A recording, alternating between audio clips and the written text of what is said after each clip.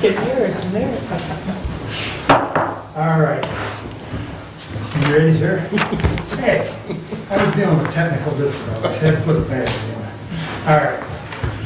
If you please join us in prayer and pledge. Lord, we are meeting today to conduct matters of business, guide our hearts and our minds in the spirit of fairness, right thought and speech. Impart your supreme wisdom upon our activities so that our affairs may reach a successful conclusion. Thank you for being our source of guidance today. Amen. I pledge allegiance to the flag of the United States of America and to the republic for which it stands, one nation, under God, indivisible, with liberty and justice for all. All right, thank you. That brings us up to public comment. Anyone wish to address the board at this time? We will have a second one at the end of the meeting.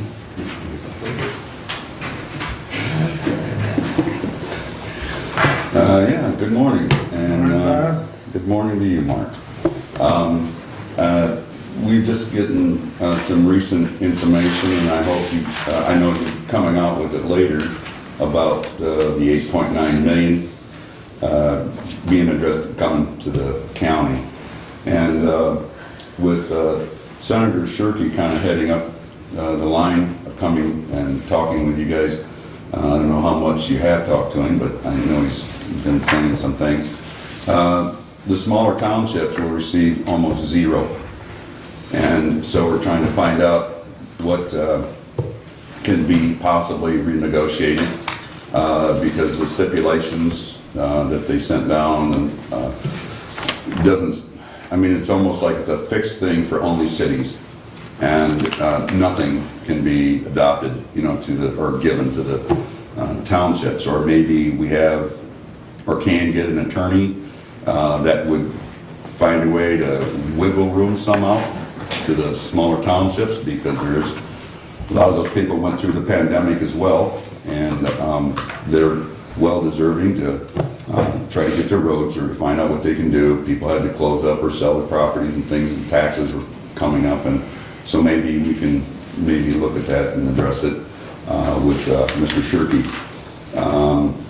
The other is I did talk with Mr. Graves, Jim Graves, and so there was just a not to get into any sort of misinterpretation or argument, but Mr. Wiley at the last meeting said that there was enough being said about a situation, and so with that I would just ask only that if he could give me what it was under the Open Meetings Act, and I'm not going to have any further discussion about that or bring up that discussion. Let it lie and see where things go from there. But I just didn't want to, you know, aggravate or have any more issues with that. So that's pretty much what I'm going to be asking for. Again, though, this is a great morning, and I hope that everyone gets to apply their things. Oh, there is a moratorium up in Wayne County for the taxes, and I approached Stephanie. She, of course, doesn't know of that, but she and doesn't know where something might go. I spoke with Kathy for a brief moment about it, and she said, and I agree with her, that we can't put a blanket on anyone's that's overdue taxes or delinquent taxes. But there can be extensions, and I don't know what it all is about Wayne County, but I did have a lady call down here about some taxes yesterday, and that is from Wayne County, and so we can maybe apply some ideas where they could get a 90-day extension or something, that we could then put sales on properties or something like that for delinquency. But other than that, Kathy, I think, expressed it quite good, was no blankets, you know, it would promote other things happening. So maybe you could expound on that between yourselves and find something good with that. Anyway, thank you. Thank you. Anyone else wish to address the board at this time? Seeing none, we'll move along. Consent agenda. Entertain a motion to approve. Move to approve as presented. Support. Moved and supported. Any additions or corrections? Hearing none, all those in favor signify by saying aye. Aye. Opposed, same sign. Consent agenda is approved. Correspondence is listed. Any comments on correspondence?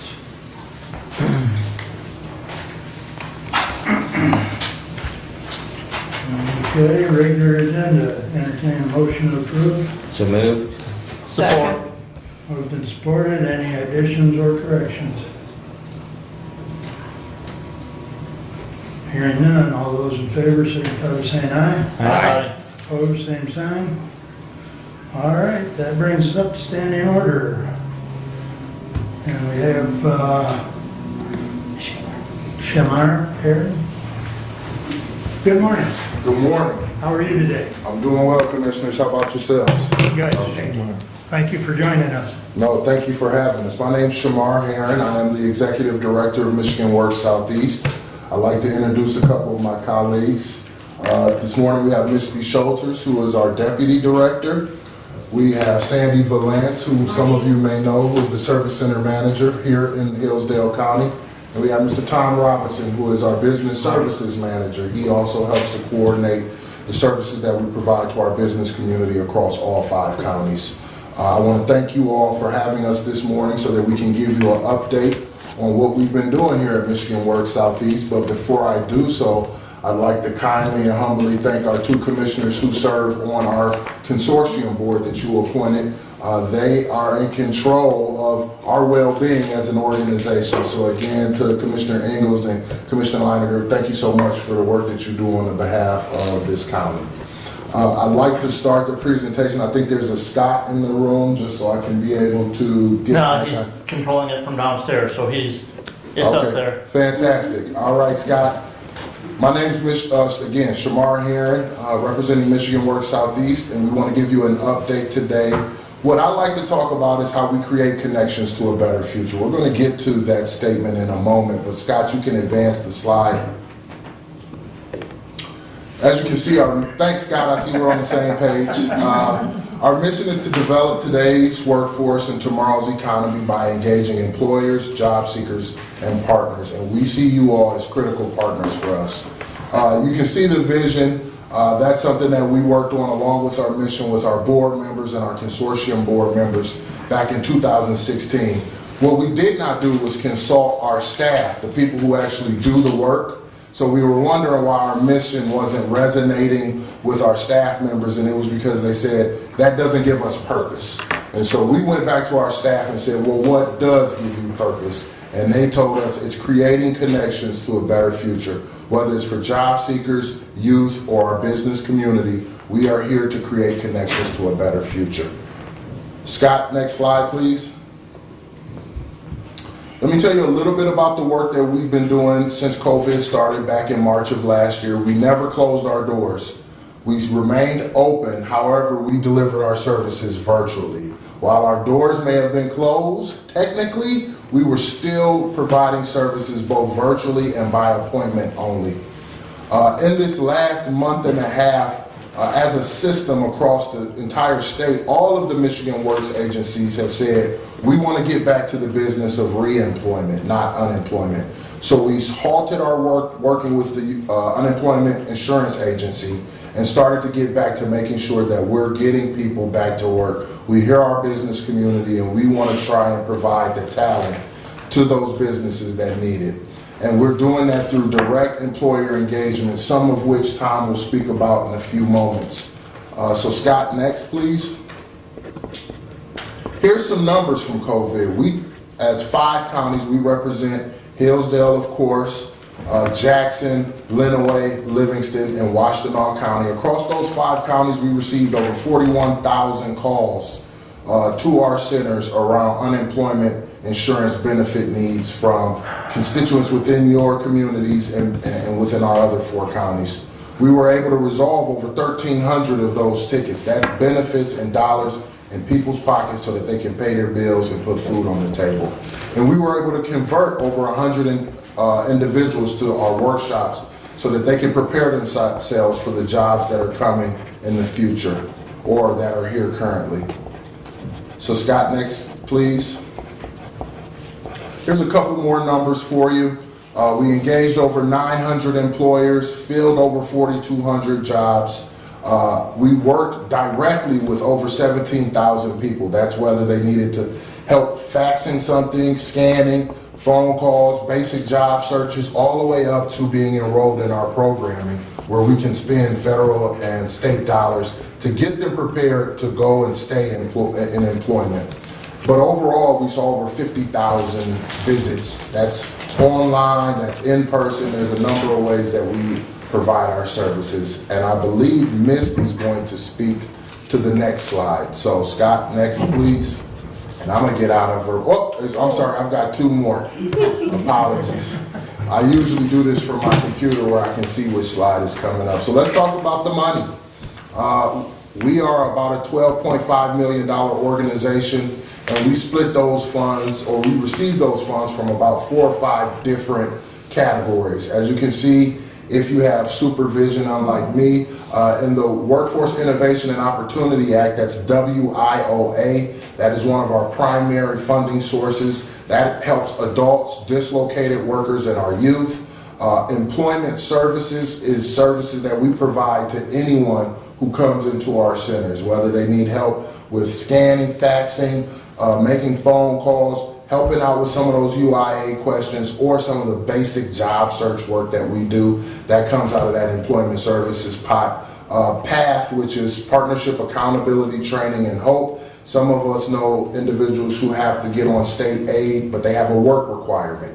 That is that program, and we receive approximately $3.5 million from there. We also get multiple small grants from the state that have come to a large amount of about another $3.5 million, but those are for like disaster relief. So when COVID hit last year, we were able to quickly get into action and provide services to those who were directly impacted by the pandemic.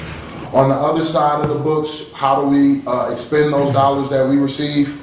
It is through programming, subcontracting. We have a fantastic relationship with Key Opportunities here. And then we're able to provide training and support to individuals who need our assistance. And so maybe someone needs a pair of work boots, someone needs the right kind of tool for the job. We can provide those services because of the dollars we receive. Scott, you could advance, please. And I'm going to get out of the way. I think up next is Sandy, Sandy. Yes, good morning. So our message for your constituents is that Michigan Works can connect our employers and our job seekers. So you can see on that slide, there are over 8,000 jobs available in the 5 counties that we serve. So a lot of opportunity. And we have noticed that by using the word free, we actually get a little more attention to our messaging. Folks, the app cost did not attract as much attention as the word free. And so you're going to see in our messaging that we're highlighting that our services are free and we can help connect our individuals with our employers. Next slide. And then if you have not received a link to our annual report, this is the first time we've done this digitally. And so in that annual report, you'll find messaging from Shamar and myself, along with our business services manager, Tom, who you'll hear from here shortly, an introduction to our new board members, but also our outlook on workforce development. So as we look to re-engage those that have been unemployed for the last year, we need to evolve our plan. And so we have a new strategic plan that we're going to be focusing on over the next 3 years. And I think that's it for me. So I'm going to introduce Sandy Valance, who is our service center manager here in Hillsdale, and she'll let you know about some of the local initiatives. Good morning. It's nice to take the mask off, so thank you. So we're pretty excited about, go ahead Scott and advance the next slide please. So we're going to talk about what the Hillsdale Service Center has been involved in. So we worked with the Hillsdale ISD on Cyber Safety Day, 33 classrooms. We provided career information to share with their family and friends. It's about that career exposure, letting those kids in school know what careers are available out there. And we also had the My Internship prep, and that's a 4-week virtual classroom setting for young adults. It builds their skills, interest, and aptitude for career building. They get a completed portfolio with a resume, references, cover letters, thank you, samples, those types of things. And we have employers come in on Fridays and talk about what they want, what they're looking for when they hire individuals. We also have the My Career Quest South, which is, it was a virtual. We like to have it in person, but COVID really threw us a curveball, so we had it virtually. We showcased 86 careers. Again, it's career exposure to get people thinking about different careers. We also did a can drive for Salvation Army and donated canned food drive there. And then we also did the Healthcare Hero, which Tom will give a little bit more information. But we showcased 37 employers for that virtual event. Go ahead and, Scott, next slide, please. So I will talk about Business Resource Networks for a minute. That's a program that we have. It's where a group of employers come together and they share a success coach. And that success coach is at the facility, the employer's facility, helping those employees remove barriers. So any help getting employers in that network, I did bring some business cards and would love to talk to employers about how to get in that program. And some things to look forward to is we have the Clean Slate engagement services. So those are individuals that if they qualify, we can set aside their felony convictions, and so that they'll be more employable. There's quite a process that they have to go through, applications. We're working with Michigan Legal Aid, so that's going to be moving forward pretty fast and furious here. And then we're pretty excited about working with the Hillsdale County Sheriff's Department on getting adult ed classes offered for those individuals. They can be incarcerated up to 365 days, and so working with the sheriff, they got lots of free time to be working on their GED or high school completion. So that's going to be moving forward as well. And I know I flew through that, but I want to be respectful of Tom's time as well and your guys's. So I don't know if you have any questions for me or if you open it up later, but I'm willing to answer any questions if you have any for me. And I did bring some business cards that I'd be happy to share. Thank you. Tom? Thanks. Scott, next slide, please. Thank you, sir. Good morning, Commissioners. Thank you for having us. So, as Shamar mentioned, during the pandemic, we kept our virtual doors open, and what I'd like to do is just touch on some of the highlights of what how we adapted and what we accomplished when we continued to service the community. So what we have here is, first off, Going Pro Talent Fund is a competitive grant that the state offers, and during that grant process in the region, what we did is we serviced 91 area businesses. We distributed $3 million in investments in the workforce, which resulted in the training of 1,337 current employees, 763 new employees being hired, which included 299 apprenticeships. Scott, next slide, please. And with the Going Pro Talent Fund, specifically the Hillsdale businesses and the impact it had here, we serviced 6 area businesses for a total of $197,781. And you can see that those businesses are listed there and the award that each of those businesses received. Oh, that's right. Scott, next slide, please. In addition to Going Pro money, we also do on-the-job training grants. And that is for when a new team member is hired for the team. We partner with the business prior to an offer being made, and then we arrange on-the-job training when they do start. And in Hillsdale, we had 3 trainees for a total investment of $3,840. And then another grant program that we have is incumbent worker training. We have one pending now, which I think approved at the last board meeting last week, and that'll be for 3 other trainees. And incumbent worker training is with an employee who has been with the business for more than 6 months. And so we have 3 trainees for a total of $1,868, and I believe that's gone from pending to approved, but that's in the works as we speak.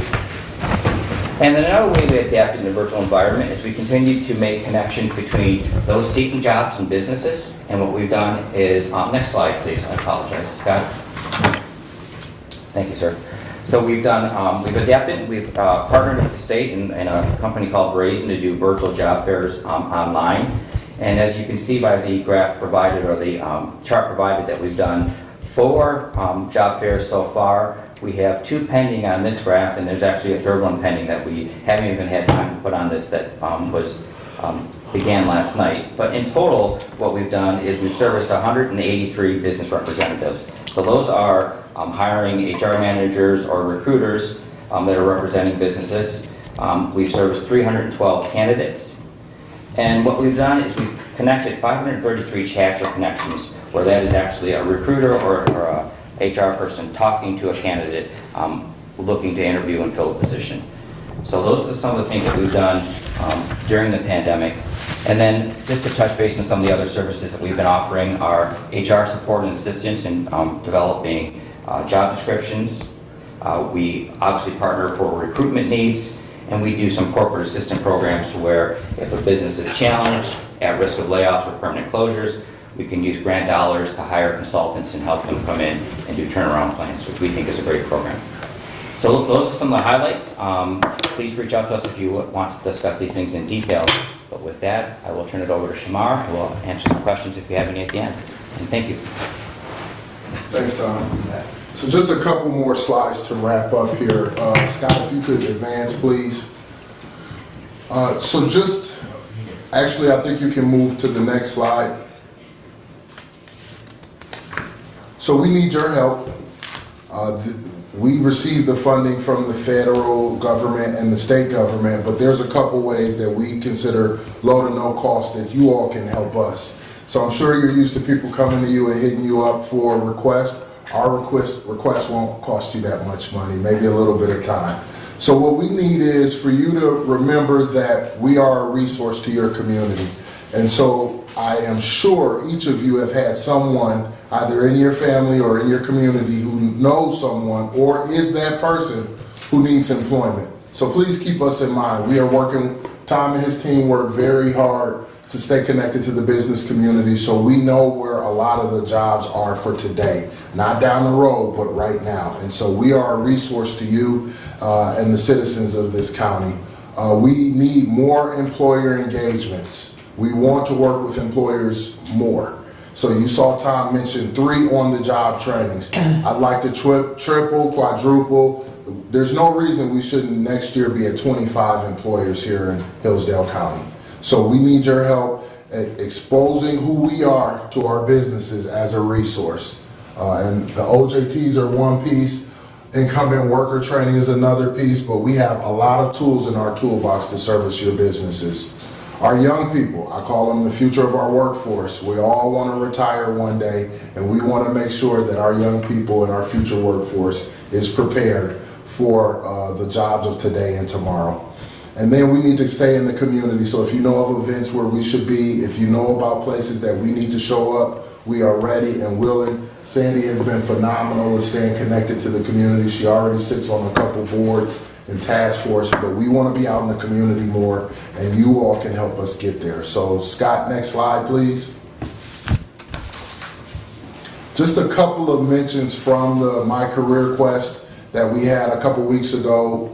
We have a quote from an educator, we have a quote from a student, and then we have a quote from an employer. All were engaged at the same time, simultaneously. We had over 1,500 engagements, but that equated to over 6,000 direct touches to the booth. So all of the job fairs that most of the people in this room remember, we went into a big building and there were people set up and they're like, hey, come over and talk to us about construction or the skilled trades or what have you.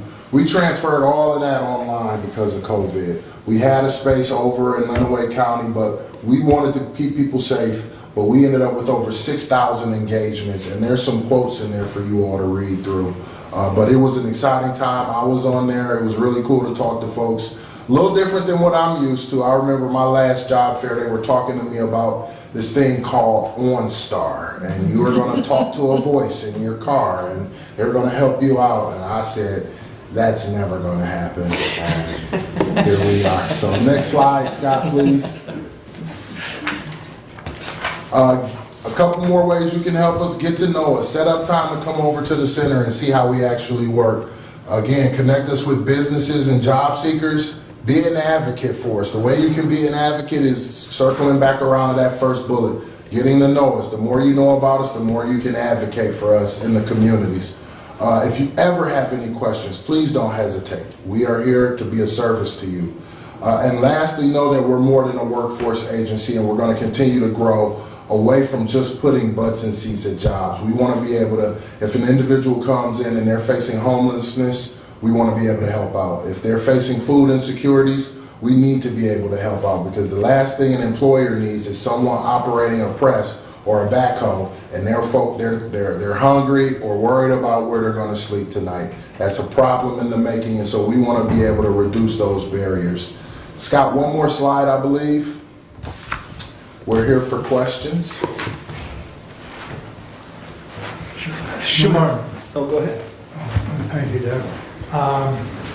One thing I'm hearing from some employers and business people is that the added unemployment insurance benefits that feds keep extending has become a huge deterrent to getting either their old staff or new staff back in place.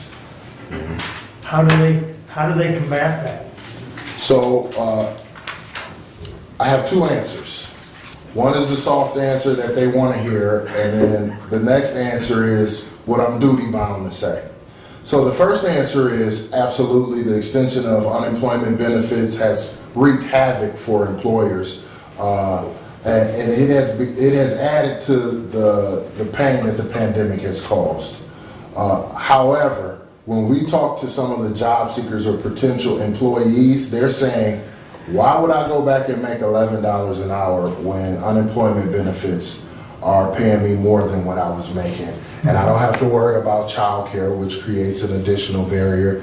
I was already, hook or crook trying to get to work, and I was 2 minutes late and I got a point. Now I only have 2 more points before I'm let go. So this sort of additional burden and stress that was added by some of the employers for what I call barriers to keeping the best employees, they need to think about that. I'm not going to say wages need to increase, but inflation says we need to be able to keep up with the market. And so these individuals who are, some people say they're just lazy and they're laying at home. No, they're also making decisions about, do I want to go back to the same industry I was in? Do I want the same pain points that I had prior to the pandemic?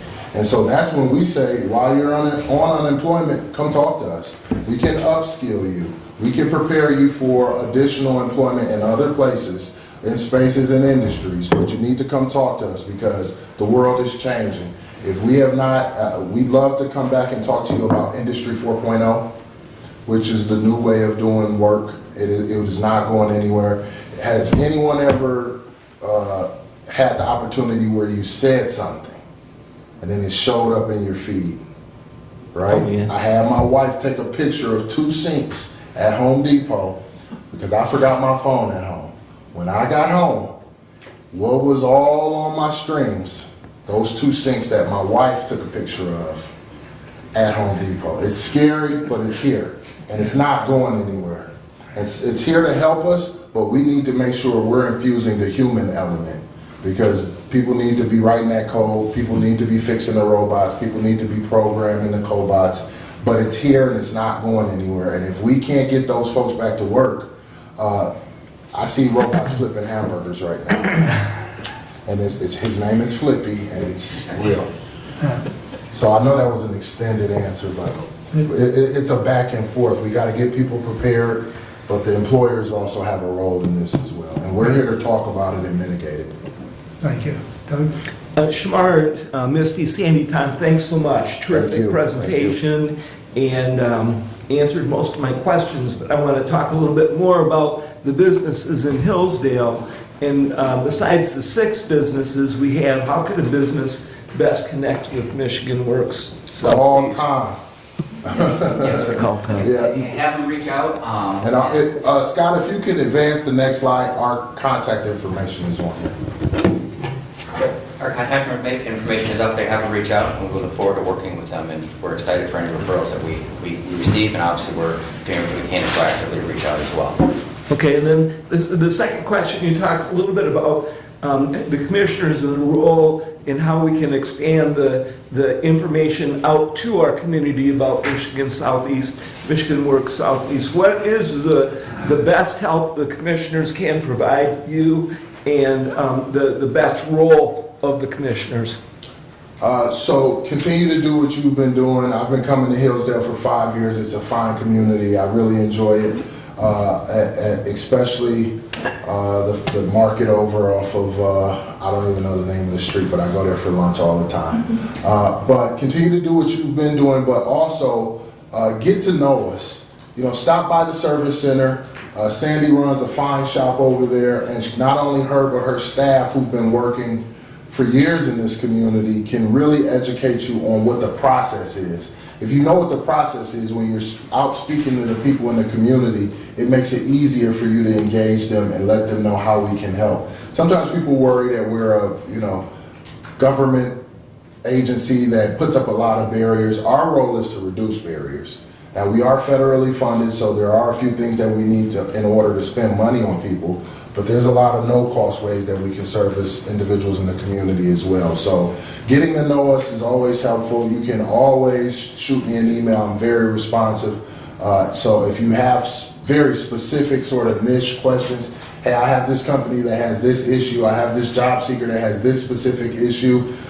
We may not be the organization to help at that moment, but what we are is a connector, and so we will get you in front of the organization that can best help. So coming over, learning about us, but also reaching out if you have questions, I think are two of the best ways to get to know our abilities. Thank you.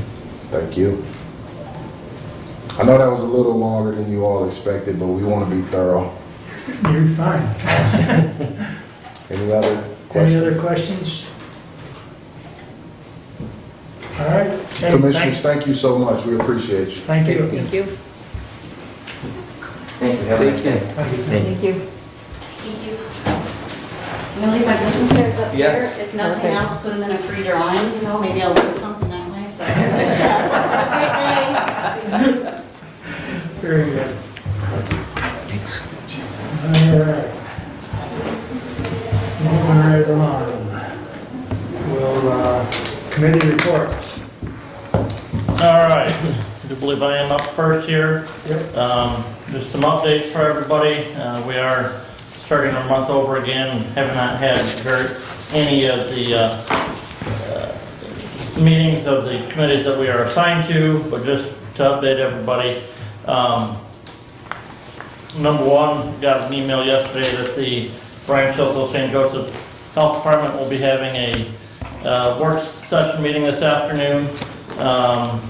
The health director, as many people have heard, there's been some guidance from the MDHHS issued last week that they're no longer requiring quarantine on certain individuals, and they're leaving that up to the local health department. So the health director has called for a meeting this afternoon to update the board on that situation, and that'll be at 4 o'clock this afternoon. Community Action Agency continues to service the residents of the county, and one of the ways that they're doing that is they are the clearinghouse for the COVID Emergency Rental Assistance Program that was authorized through the federal government. That money flowed to the state and then was allocated out to them. There is a website where individuals can go to apply for that rental assistance, and there's a link on that website at Community Action Agency's, a link to that website, Community Action Agency. So, and that the money that came to Hillsdale County there through CAA was initially over $1 million for people for that assistance. Got an email last week from the Human Services Network here in Hillsdale County and Salvation Army still has some funds available for utility assistance for residents in need of that. So if you've got some people who have been out of work, can't find work, those circumstances, there is assistance out there, whether it be through the Salvation Army. I do believe the Hillsdale Senior Center still has some assistance available for seniors, for utilities, and rental assistance, I do believe, is some of that funding as well. The Senior Center has opened for their congregate meals on a weekly basis. They started that last week, Monday. Throughout the month of April, they had been open on Thursdays and Fridays only, and as of last week, Monday, they were open Monday to Friday. They are still doing those meals on an appointment or scheduled time frame basis, and they have 2 seatings for meals to last 45 minutes so that they can do the cleaning that they're required to do in between those seatings. MSU Extension had some communication with Matt Shane after our last meeting. Laura Miller has taken the position that was vacated by Kim Jackson. Laura had been the 2/5 person there at MSU Extension, so she had been working at Extension already. She moved up and took Kim's spot. That is a 4/5 time position. Matt at this point in time is not going to post for a replacement for Laura's position because MSU Extension is still doing everything remotely, and so he's not thinking that at this time that they need that individual replaced immediately, so there's some potential there for some budget savings to the county for that. In addition to that, many of you may have heard that the Hillsdale County Fair has decided to break with MSU Extension for their youth program for the fair, at least for this year. So MSU Extension can continue to be a resource and knowledge center for those youth throughout the year, but when it comes to the fair week itself, the individuals running the shows and assisting with that will all be fair volunteers and will not be MSU Extension volunteers. So my understanding is that the same individuals who had been volunteering for MSU Extension have agreed to volunteer for the fair, and will try and be business as normal, but it won't have that oversight and direction from MSU Extension and the 4-H education educator. What does that do as far as the kitchen? The kitchen is a different animal altogether. Yeah. And there has been, my understanding, some negotiations there between the Hillsdale County Fair and MSU Extension. And MSU Extension is going to step out of the management of the kitchen as well, of the 4-H kitchen. Again, I have not confirmed that anywhere. That's what I have heard. Because I just know a few of the 4-H leaders that I'm aware of, have expressed the concern of that, relationship regarding the kitchen. And again, and Kathy would maybe be a little bit better informed on some of that, because she, prior to coming on this board, served on the MSU Extension Youth Advisory, 4-H Council. 4-H Council, yes, excuse me, I'm sorry. That's all right. Got to get the right organization, Yeah, because there's yeah. about 3 or 4 different levels there. Yes. And the 4-H Council had put a lot of the investment into the upgrades of the utility or the equipment in the kitchen when that was done, and so they owned that. And again, my understanding is there's communication or negotiation going back and forth, and they've actually even had that equipment appraised, where it sounds like the fair is going to buy that equipment that's in the building that's on the fairgrounds property. I've only heard hearsay. Matt Shane has reached out to me, and I've been busy, I haven't called him back. So I think actually it was on my agenda to call him today. So I will be calling him back to verify. But my hearsay tells me that, well, what I know is this. It's been over a year that the 4-H Council has been negotiating with the fair board, the fair manager, to come to an equitable solution. And they're not very easy to work with. I did not specifically work with them, and I was surprised at how much they were not forthcoming in a discussion. Having said all that, it deteriorated to the point where we did have an appraisal done, and my understanding is that the fair board was not going to come up with that kind of money to buy the stuff out of the kitchen. So I have not heard where that's going. I do know your volunteers on the 4-H Council, because of COVID and because of this issue with the kitchen, most of those people have stepped away. So if there is leaders, I call them 4-H leaders because that's what they have been, if they're interested in that going forward, they need to be part of the process. And I would say with INSA on the way out, Matt Shane's the one to talk to. And I would say that the Fair Board, I don't think treated 4-H Council well in the negotiations on how that building should be taken care of, because 4-H Council has paid for a lot of stuff on the inside of that building to the point of things we shouldn't have paid for. We put a $40,000 floor in that building, which the council should have never been involved with. The Fair Board should have done. So that's what I know. What I don't know is what the current negotiation is.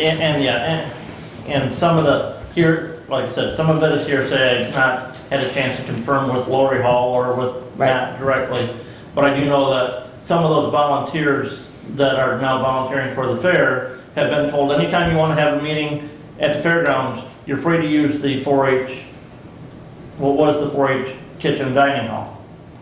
So, because it sounds like they're operating underneath, the fair is operating on, that's their building, go ahead and use it. Well, what I will say is if that's their building, I'd like to know why 4-H Council are still paying the bills. And again. And that's been for the last year. And if I were on that council, I would be throwing a hissy fit and I would not pay another bill. Yeah. Now, and because again, you've got heat, you've got electricity, you have insurance, and then the maintenance and the upkeep. They shouldn't be in that building until the checkbook has switched. And as far as I know, that hasn't happened. And again, so like I said, shame on all the parties involved. yes. So, but the fair board is pushing forward at least, wanting to have at least some youth educational livestock, non-livestock activities for the kids this fall, not knowing what other events that they're going to be able to have due to what restrictions may still be in place due to COVID, whether they'll be able to have any kind of resemblance of a traditional fair or just something similar to what occurred a year ago with potentially Holland livestock shows. But they want to have that, the fair board wants to have that at the fairgrounds this year. I don't believe I have anything else right now.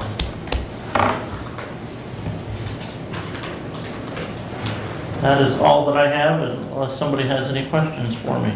Commissioner, as far as the meeting this afternoon with NVHHS, Well, that's just the Branch Hills, Branch Hills, okay. yeah, Branch Hills St. Joe Health Department. This commissioner would suggest that they lighten the load on restrictions. Cases are down, restrictions are being lifted all across the country. As far as the schools go, if the local schools are better able to make decisions for their schools, children, and teachers. The school should make those decisions. And so that would be input from this commissioner to take to that meeting. I know Brent will be on. I know there's 2 other commissioners that we're going to meet with Teresa and Becky at 3 o'clock. I've got a 4 o'clock already scheduled, so she's going to meet with me later after that. So we may end up with another meeting. Yeah, and in that regard, with just the 3 of us being able to be at that meeting, I'm not sure that that meeting can even happen. Well, it can happen. It'll just be an informational meeting, and then we'll probably have to do one later. But because she still wants to update all of us. It's just that this thing was like a rabbit being pulled out of a hat. It's short notice. And I think it was 2 of the commissioners from Branch County had a 4 o'clock meeting, and I've already got a 4 o'clock meeting, so, you know. But she is going to make time to meet with everyone, and we'll keep you updated. I'm sure either Brent or I will send out an email of kind of a summary, or if Becky gives us a summary, we can forward it.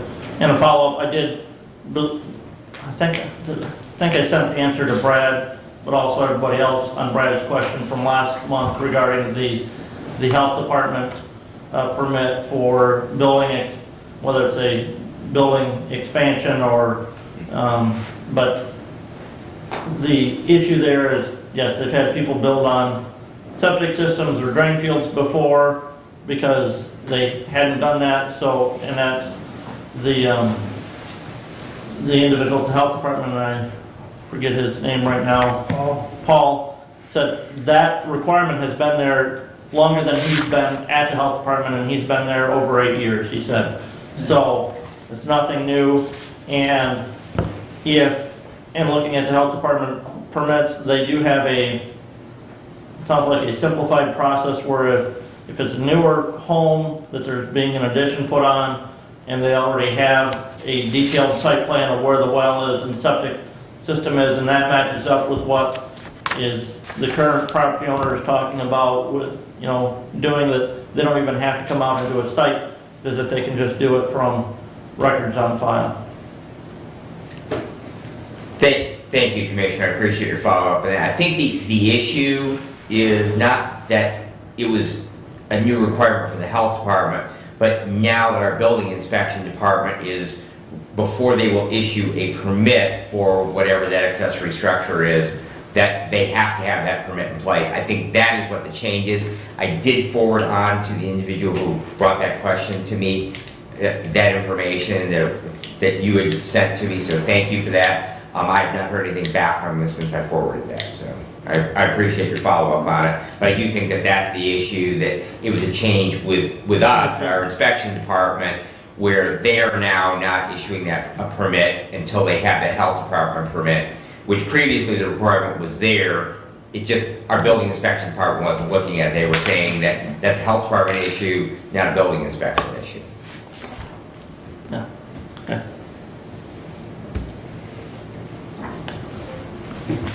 Community Action Agency, I guess I would still urge both of you to look into, I have heard, and in one of the emails that Toby sent to me when I was inquiring about why that hotel hadn't been paid, indicated they weren't going to take any more money to deal with homeless in Hillsdale County. I guess and Mark, that email was, what that money is dealing with short-term homeless situations only. Yeah. Okay? And Community Action Agency's focus and goal is dealing more with long-term housing solutions, not short-term housing solutions. And so they feel that short-term need could be better handled, better suited, better addressed by other agencies already in place within Hillsdale County, whether that be Salvation Army or... Salvation Army doesn't do it. DHHS doesn't do it. The only one that has actively been doing it here in the county is CAA. So unless they can assist someone else to start it up, they are our entity to help with short-term homelessness. And if they can't help with short-term, if you help with short-term, the person may be able to get on their feet, and then they can look at long-term housing, But you gotta get them, if they're looking for housing, you gotta get them off the street. Yeah, and I think part of the other thing is and to believe it's in their bylaws and stuff that, and as far as a time limit that they'll be able to pay for short-term housing of only a certain amount of time. And a lot of times that short-term housing need takes longer than what their bylaws, their rules allow them to pay for underneath that.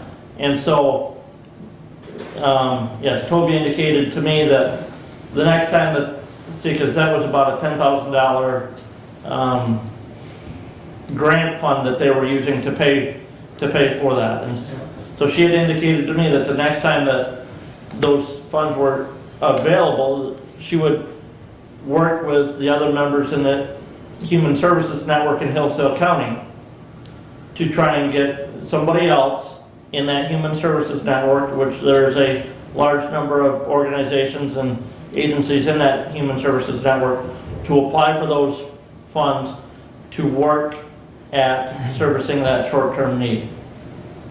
Okay, I just don't want, I want it followed through. If she's gonna work with some other entity, fine, but right now, they are the only game in town, and since they've stopped helping, consequently, I do know of an individual in town that is housing a couple homeless in his garage out of the goodness of his heart, which is, that's not right, but it's, Do we know though for fact the Salvation Army? Because I know at one time they were doing short-term, they had housing vouchers, and they were basically the point agency that people were directed to. Yeah, I was told yesterday that they are not in the housing business anymore. Okay, and was that from someone from Salvation Army? Or where did they? From someone that works within the service network. Okay. It wasn't directly from Salvation Army. Okay. It was someone that works within the service network. So, And there again, not knowing the history behind it, had Salvation Army applied for those grant funds, been awarded those, they decided they didn't have the resources to be able to utilize that, so they quit applying for that, and so Community Action Agency said, okay, well, we'll apply for those funds, but now Community Action Agency's board has said, no, we want you to focus on long-term housing solutions, not short-term. And again, Mark, yeah. Well, let's make sure that yes, either Toby or you or someone reaches out to Salvation Army, because if it's a matter of getting that grant funding back into Salvation Army, then we need to help them connect the dots, because I just don't want to see that void. Perhaps that's a question to take to the HSN meeting. yes. But like I said, my understanding is those grant funds are not available for application or for awarding yet any new. Well, we don't want to wait till they are. I mean, we want to plant some seeds ahead of Yeah. time. So Yeah, because there's federal dollars, that would be October 1. So, that'll be there for. right, yeah. And that's, if we're going to apply, someone is going to apply. One last for it, they thing, need to- last meeting, we talked about the COVID response plan. Director Sanford and I have been working on that, but we haven't been able to get everything finalized on that. But we do hope to have that back at next meeting or before next meeting for your review and approval. Okay. Anything else for Brett? All right. Brad, you're up next. All right, well, why don't we start up with our resolution and get that done. All right, just a little background before I read the resolution. This was an issue that was brought to me by Kelly Lantis, who's the treasurer at Hillsdale Township, wondering what happened with the property tax bills. It's specifically from tax-exempt veterans when they were returned back to the treasurer's office as unpaid. With a little bit of investigation, with the help of the Equalization Department and Nick, we were able to identify, and I passed out to you this morning, about a half a page of parcels. They're not all veterans. About half of these are tax-exempt veterans. Others are other tax-exempt entities because they are still liable for any of these special assessments. And it's not just drain assessments. A good example is in Jefferson Township. They have a fire assessment. And part of the reason why they did it as a special assessment is that everyone that uses those fire services is contributing towards the upkeep and continued equipment of providing fire services in Jefferson Township. So consequently, we did identify that we have parcels that there are special assessments on that possibly, potentially could go delinquent and eventually end up in the tax foreclosure process. So this resolution today, it won't forgive anything. I want everyone to understand that. There is no provision whatsoever to forgive any of these dollars. It is simply so that we are annually identifying what parcels, and we are notifying the appropriate people. So the Veterans Affairs Director will be notified of it. So they, whomever is in that position, they can contact any of the veterans that they serve. And in particularly the veterans, in talking with their office, they're receiving over $3,000 a month in actual dollars. So there's really no reason financially that they can't pay these. So if they are fully exempt and therefore qualify for these exempt, they have the financial resources to pay any of these the drain assessments, things like that. And also it will come to us as commissioners. And the reason behind that is simply that way, as we are talking to our constituents, perhaps it's something that we might want to share with our townships, our villages, our cities, and the elected officials there, so that they might be able to reach out, and also people that we might identify, and as well as it will go to the treasurer's office so the treasurer can be aware of it. So with all that said, 21053 to the Honorable Board of Commissioners. Whereas the compiled law, section 211(7)B, provides for an exemption from taxes levied under the General Property Tax Act, Public Act 206 of 1893 as amended, of real property used and owned as a homestead by a disabled veteran or their unremarried surviving spouse. And I will add, Commissioner Leininger and I spoke, and the statute specifically removes the hyphen. So to make it consistent with the statute, if we could, when we actually do the Jody, we want to take out in that unremarried. It will be all one word with no hyphen in between un and remarried surviving spouse who is discharged for the armed forces of the United States under honorable conditions. And whereas there may be other taxes or special assessments on the real property of a disabled veteran or their unremarried surviving spouse levied under other sections of Michigan law, including but not limited to the Drain Code Public Act 40 of 1956 as amended, and subject to collection and delinquency under the General Property Tax. And whereas a review of exemptions granted under MCL 211(7)B by the townships and cities in Hillsdale County has identified cases where certain taxes or special assessments not exempt under MCL 211(7)B have caused the property to be returned as delinquent to the county treasurer's office, and therefore subject to forfeiture and potential foreclosure under the General Property Tax Act. Now therefore be it resolved, it shall be the policy of the Hillsdale County Board of Commissioners to ensure certain steps are taken to help minimize the possibility that any Hillsdale County veteran approved by an exemption under MCL 211(7)B would have their property foreclosed on because of delinquent taxes. And be it further resolved, the Hillsdale County Board of Commissioners adopt the following procedure to carry out the above stated policy. The County Equalization Director or their designee shall create a report annually of all properties returned delinquent that have been granted an exemption under MCL 211(7)B with information provided by the several township and city treasurers. At a minimum, the report shall include the property identification number, the owner, name, property address, balance of taxes or special and assessments delinquent, and the report shall be submitted to the Board of Commissioners, the County Treasurer, and the Director of Veterans Affairs for Hillsdale County no later than May 1st of each year. And I would move for adoption. Second. I'd be happy to answer any questions if I might. So, if I may,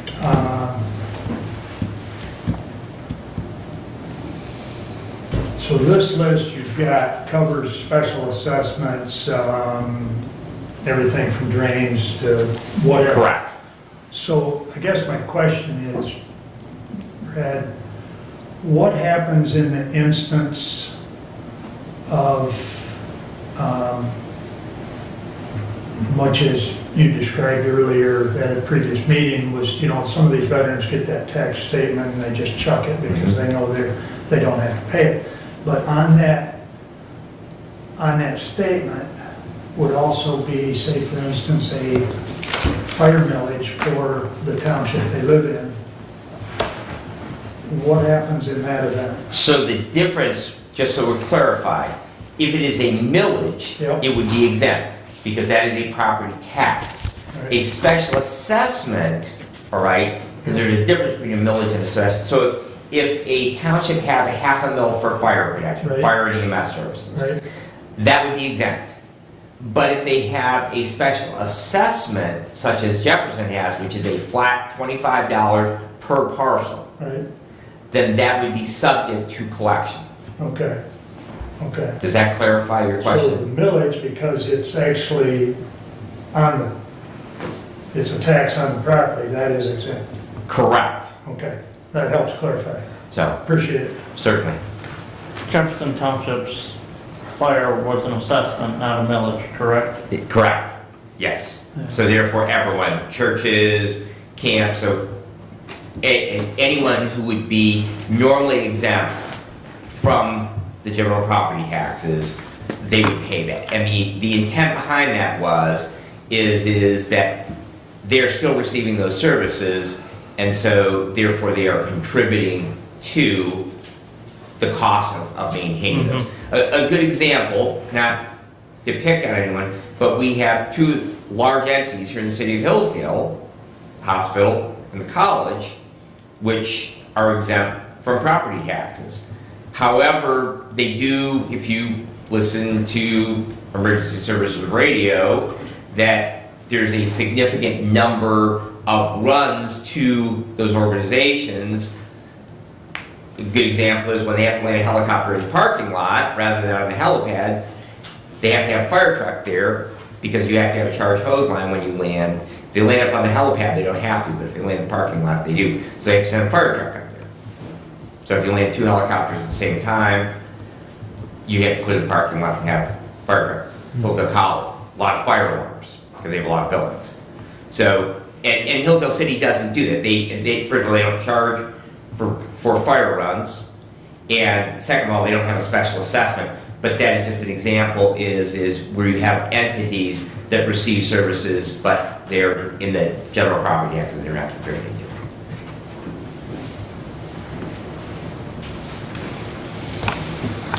Any further comments or discussion, questions?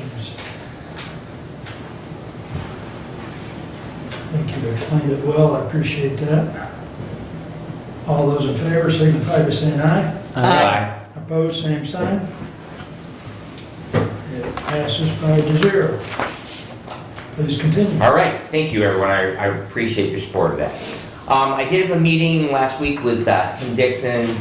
Tim is the juvenile court referee and administers the juvenile programs under probate court. They are looking at creating a day program in conjunction with our youth home. Right now, we have our county youth home where juveniles are court ordered into a residential program, and a lot of times that addresses truancy. And so they're looking at creating a day program where they won't be residents of the youth home, but they will be required to, not in the school district they're in right now, to address some of that truancy issue, that they would have a program that they would administer, that they would be court ordered to attend. So the problem with that is they can't commingle the population. So they can't do it in the youth home where they have the school programs right now. One of the things that they could do is they actually could have it in the basement area. So in our discussions, what they are going to do is they are going to reach out to the various school districts within the county, including the ISD, and see if one of them would be interested in hosting that program. And along with that, that may include possibly the transfer of the state foundation grant, because those students would then be students within that school district. So that will be a source of ongoing discussions. Tim wanted me to make me aware of that because there may be some additional costs. They're estimating possibly up to $20,000 in additional costs. I did tell him that if that was the case, that was going to have to be a request in the next budget cycle, because the current budget would not allow for increased funding of that amount. They are also looking at some capital improvements they are going to need. One of them is, if you've ever been out to the youth home, they have a portico over their driveway that comes out and some concrete pillars. And over the years, the salt used on the driveway has significantly eroded the sandstone around those, and they are going to need to replace those. They also have a number of cracks in the walls. I remember a few years ago we put a new roof on the gymnasium. They have a separate concrete block gymnasium building. I know the ISD actually has held some of their school board meetings out there in that facility. But they've got some cracks through the walls in that building, so they're going to need to have some tuck pointing and some stonemason work on that. And so I encouraged him in next year's budget that he would apply for funding for those projects in our capital improvement fund that was set up previously. So he will be submitting a proposal on that. Doug Sanford will be here on the 25th to talk about 800 megahertz radios. He is also arranging with the state. They actually have people who administer that within MSP, that they're going to have a virtual link, and so we're going to have some experts, some subject matter experts on that topic from the state available. So if you have any questions, that they will be able to speak to the system as it works right now, and hopefully provide some valuable input to that. We will have a fire association meeting tonight. That will be at Station 4, Hillsdale Township Fire Department. They have not met so far this year, so that will be actually the first meeting that we have for that association this year. And that includes all 14 fire departments within Hillsdale County. We are just getting started again with meetings throughout the district. Just a couple of notes from there. The Woodbridge Township Fire Department will be having a pancake breakfast on Memorial Weekend. That will be on Saturday, May 29th. It will go from 8 to 11. They are working with the health department so that they can be in conjunction with all the requirements on that. There's a number of requirements. Last year, because of COVID, they were unable to have that event, but they are looking forward. And if you want to eat breakfast on a Saturday morning, come on down, and they would be delighted to have you as their guests. Both Woodbridge Township and Ransom Township will be hosting their annual Memorial Day services. Those will be on Monday, Memorial Day. Woodbridge's will be at 11 at Woodbridge Cemetery. That is on Clark Road, just south of Montgomery, and that will be at 11. And then Ransom Township will host theirs at 2, and that will be on Evergreen Cemetery, and that is on Burt Road, just a little bit to the east of the village of Ransom. And that concludes my report, unless there are questions. Sure. I attended the Pittsford Township meeting last night, and one of the concerns came up there regarding fire and ambulance service with the city of Hudson. Okay. And the financial situation that the city of Hudson is in now. They did have a message from the Hudson fire chief who indicated that there'd be no change at the time being, and didn't feel that their services were affected by the financial situation. But there was a resident of the township there who had been renting space to the ambulance, where they had been keeping their ambulance before they moved to the old Pittsford Jefferson Fire Department, and they have some checks that still have not cleared the bank yet from the city of Hudson. So concern there with the millage that we're providing to Hudson ambulance for their service, or for their covering of Pittsford and Jefferson Township. So just, something to be inquiring of there, making sure that those needs are not going unmet. I do know that they did respond and are still responding, but yes, just there is some concern out there as within some of those townships to make sure that they're going to continue to have that service available. Certainly. So, I can touch base with the fire personnel from over there if they're in attendance tonight. I also know Jim Stevens, the EMS director. Hudson's interesting that fire and EMS are actually two separate entities. They share a building, but they don't play real well with each other. So they really operate as two separate entities, whereas a lot of our other departments, Somerset, my own fire department, Jefferson Fire Department, Montgomery, that fire and EMS are completely enmeshed. So they have the same chief, so they don't have, it's not that they live in the same building, but they don't share everything together. So it's a little bit different situation over there. I can tell you that those people who serve in the fire service, they will run calls whether or not that, and they will find a way to put diesel fuel in the fire trucks, and they will see that if there is a call for service, that it will happen. And I speak from that just from my personal experience with a lot of years in the fire service. That those people who do those things, it's a labor of love for them, and that I fully understand the concerns there, but I'm pretty confident that if someone in Pittsford Township needs a fire department, that somebody in a big red truck will show up. Good, and I will take that feedback. Thank you, Commissioner.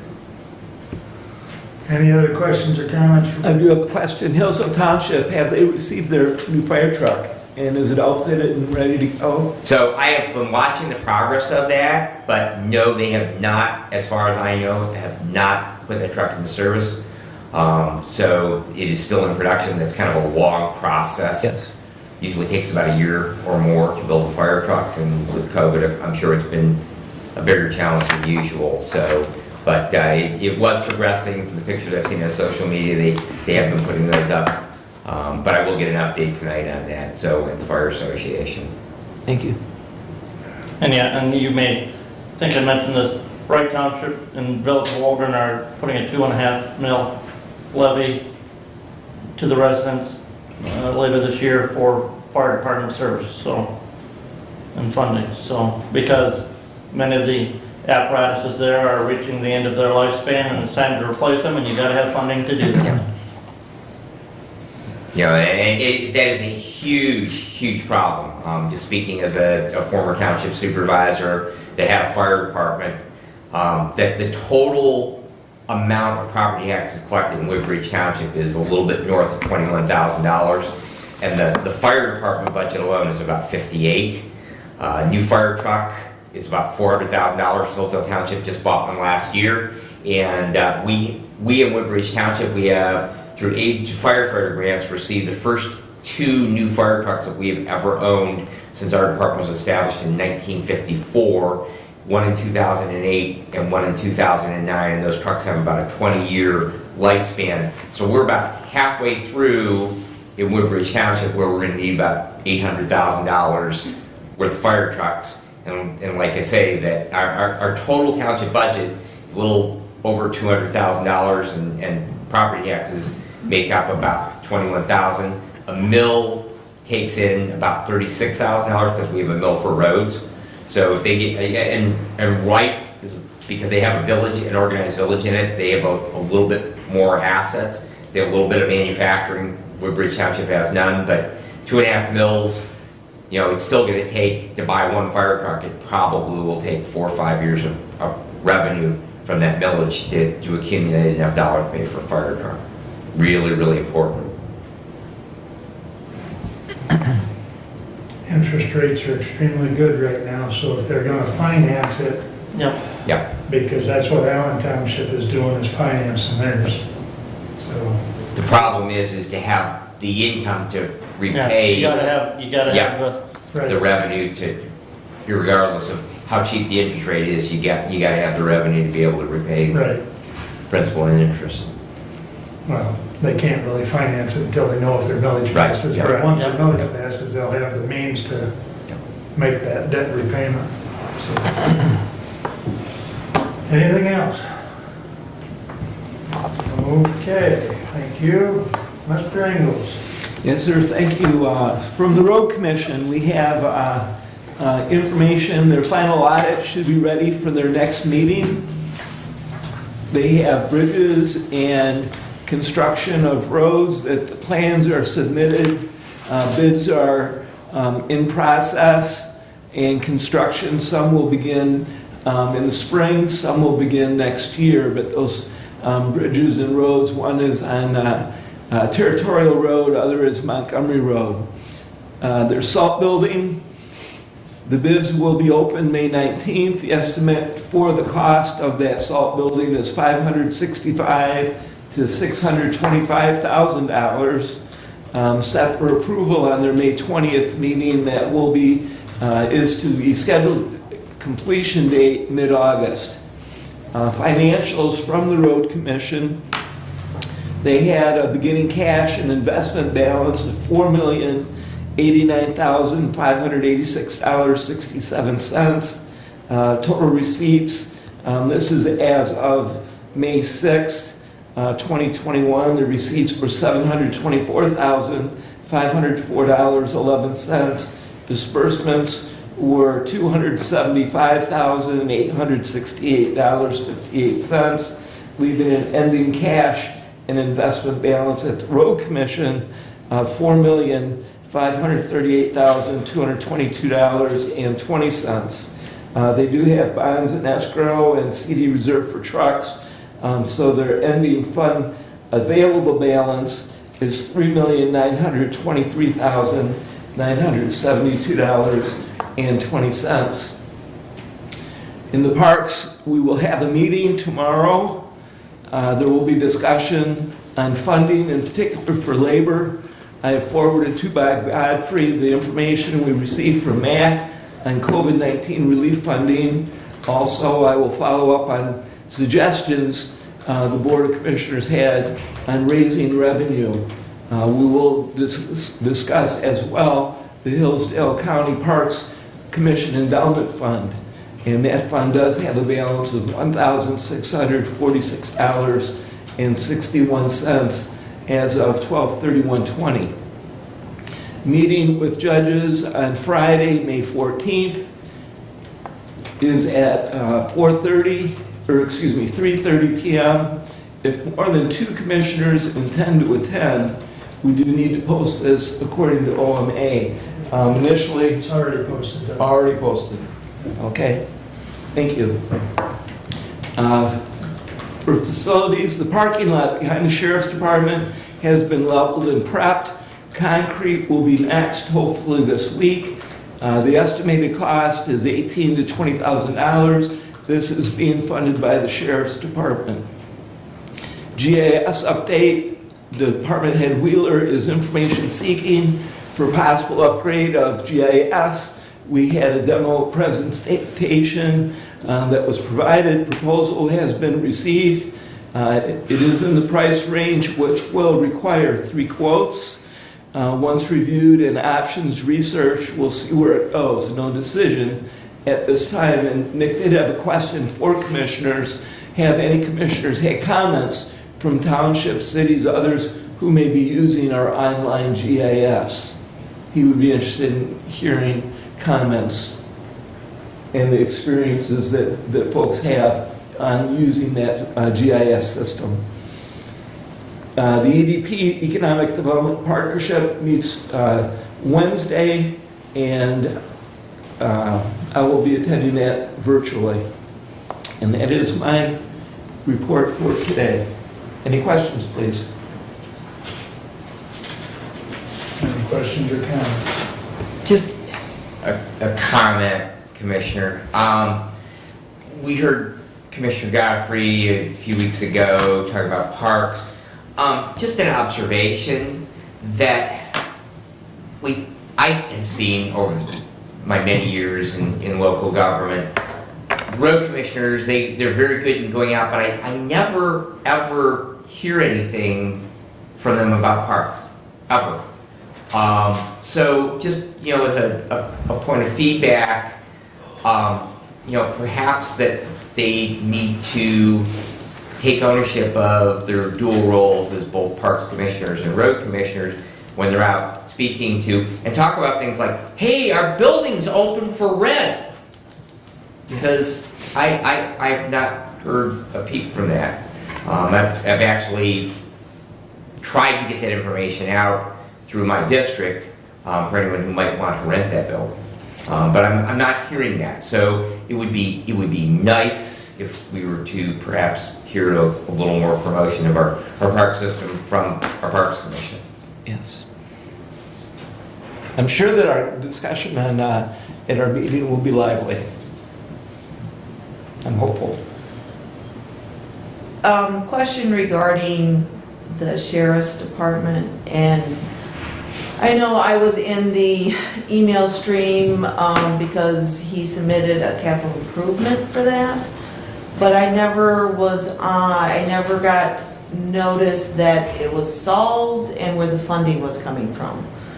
So I guess that would have been nice to have known, and I could have spent a little less time asking some questions yesterday about that. So I guess that's more of an informational thing, because I kind of expected that discussion as to just how that was going to be funded. So I'm glad that he's found money in his budget for it. That's fantastic, but I was unaware. So. I think Brad and I just found out, what, yesterday? It seems like. I think I called you yesterday, so I should have called you, but yeah, it was, how they've come up with it, we're just going to sit back and watch, because it's taken place. Okay. And that's how I had a discussion with Commissioner Schmidt this morning, that we have a problem, and then when I spoke with Randy, that he was literally in the middle of getting the parking lot graded, so they were just, and I'm glad that we have people in place that will take the bull by the horns and move forward with the project that needs to be done if we had, a significant issue there. But we kind of expended energy on a bunch of other people's parks. Yeah. I know I took the time to try and drive around up there and locate where the problem was at, and Commissioner Smith did some digging to try to find some dollars, and I know you had some involvement with that as well, so... Yeah, it was not the best communication, but it's not strictly on us, because... Right. I called the sheriff and never got a call back from the sheriff, so... We'll see how it plays Yeah. out. Okay. But it did not go procedurally, it did not follow what we've set up as far as capital improvements. And that project definitely falls under it. And personally, I do not think it was an emergency type situation, but my opinion. So, be it as it may, it is underway. On facilities, I know, Commissioner, you've been devoting a lot of your time towards the courthouse, but last year this board voted to authorize a study and seek estimates for some repair of some structural issues at the jail and sheriff's office. And we've not, I do believe that was authorized in October. We've not received that presentation yet. And that's concerning that it's taking this long to get something back to this body to act on if we have an issue at a building that needs fixed. I defer somewhat to Commissioner Benzine on the facade. I know that there was a delay, Commissioner Leininger, in getting that information out. Yes, it was discussed and approved by the previous board, but I believe that it was January or perhaps even February before it was communicated to, I believe Folk Construction was to who was to do that. And so there was a several-month delay in even getting that information to whom was going to do it. And so I have not heard anything more back on that. I know the sheriff has his own ideas of what he feels need to be done, but this body, at least in the previous incarnation of them, did ask for a professional estimate of that. And so I don't know where we're at. So I guess at this point, that we fall back within facilities Okay, to find out where we are with that. will do. So, And I forget who was that at Polk that was doing that. Matt, I will forward you an exchange between Jason and Matt Taylor at Folk Construction that took place earlier this month, which basically tells you nothing. Yeah, because even, But I will forward it to you. if it was delayed in getting to Polk, let's say it was January, well, it's past the 1st of May already. Yeah. You know, and they Right. had already been out there and looked at that. It's,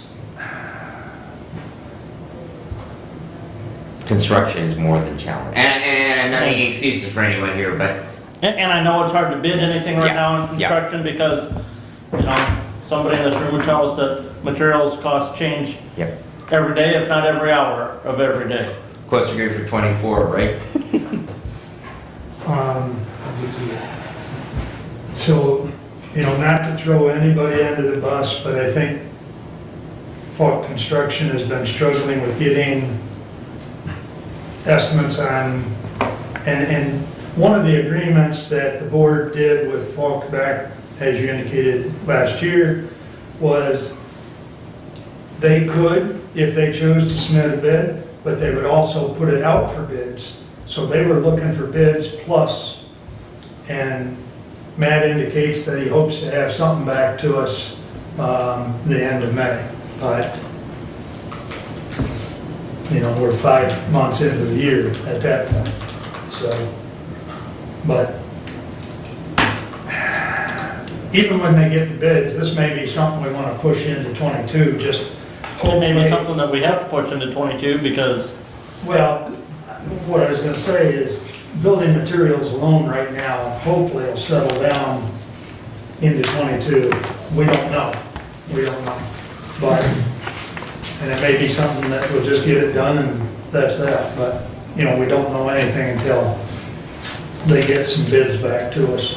So, but I forwarded that 2 or 3 email exchange to all of you. But Jason's been copying me on it since I'm the only one remaining, but, and I was involved in that little discussion with Falk in the parking lot back in November, so. Anything else for Doug? Mr. Chair, Yes. just, we talked briefly about the meeting with the judges, and you and I had an exchange about that, and I know that you were invited because of a historical perspective, which then initiated the need that we would have a posting. Right. I would just suggest that we strongly consider that we allow Commissioner Ingalls and Commissioner Smith to continue on with that, and that possibly we might get you to graciously tell the judges that while you appreciate their invitation because of your historical perspective, we're kind of, now because of the report from our architect, we're really required to move in a different direction, and so therefore I think that would be perhaps better handled by just allowing them to continue on with those discussions. Although I respect that opinion, I also respect, we want to maintain a good relationship, I think. And I guess that's the way I look at their request for me to be present, is just to be, and that's all I intend to be is. I think at this stage, this is not going to be really the last meeting. No. And I believe truly that best suited for this particular meeting is more on the level of a committee meeting rather than a special board meeting. I feel as well that the information, the exchange is important between the judges and the committee, and that we can accomplish this better done in a committee setting rather than a board setting. And I would respectfully appreciate Commissioner Benzine's request, and I also would request. Well, it's already posted, I mean, we could withdraw the posting. Simple. I think a committee setting is better suited for this meeting so that we can, discuss the results of the architect's recommendation. We can discuss the decision of the board, and we can then brainstorm some space considerations, because the scope is different than what initially you were involved with. I'll be happy to yield, I can finish planting corn.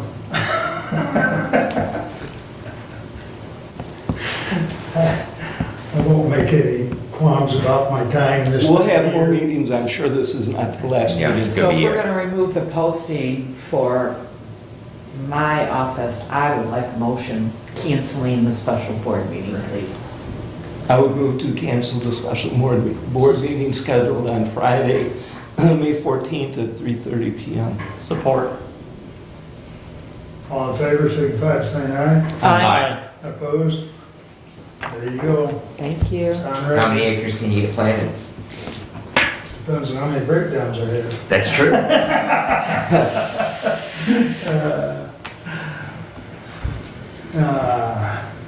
All right, let's see.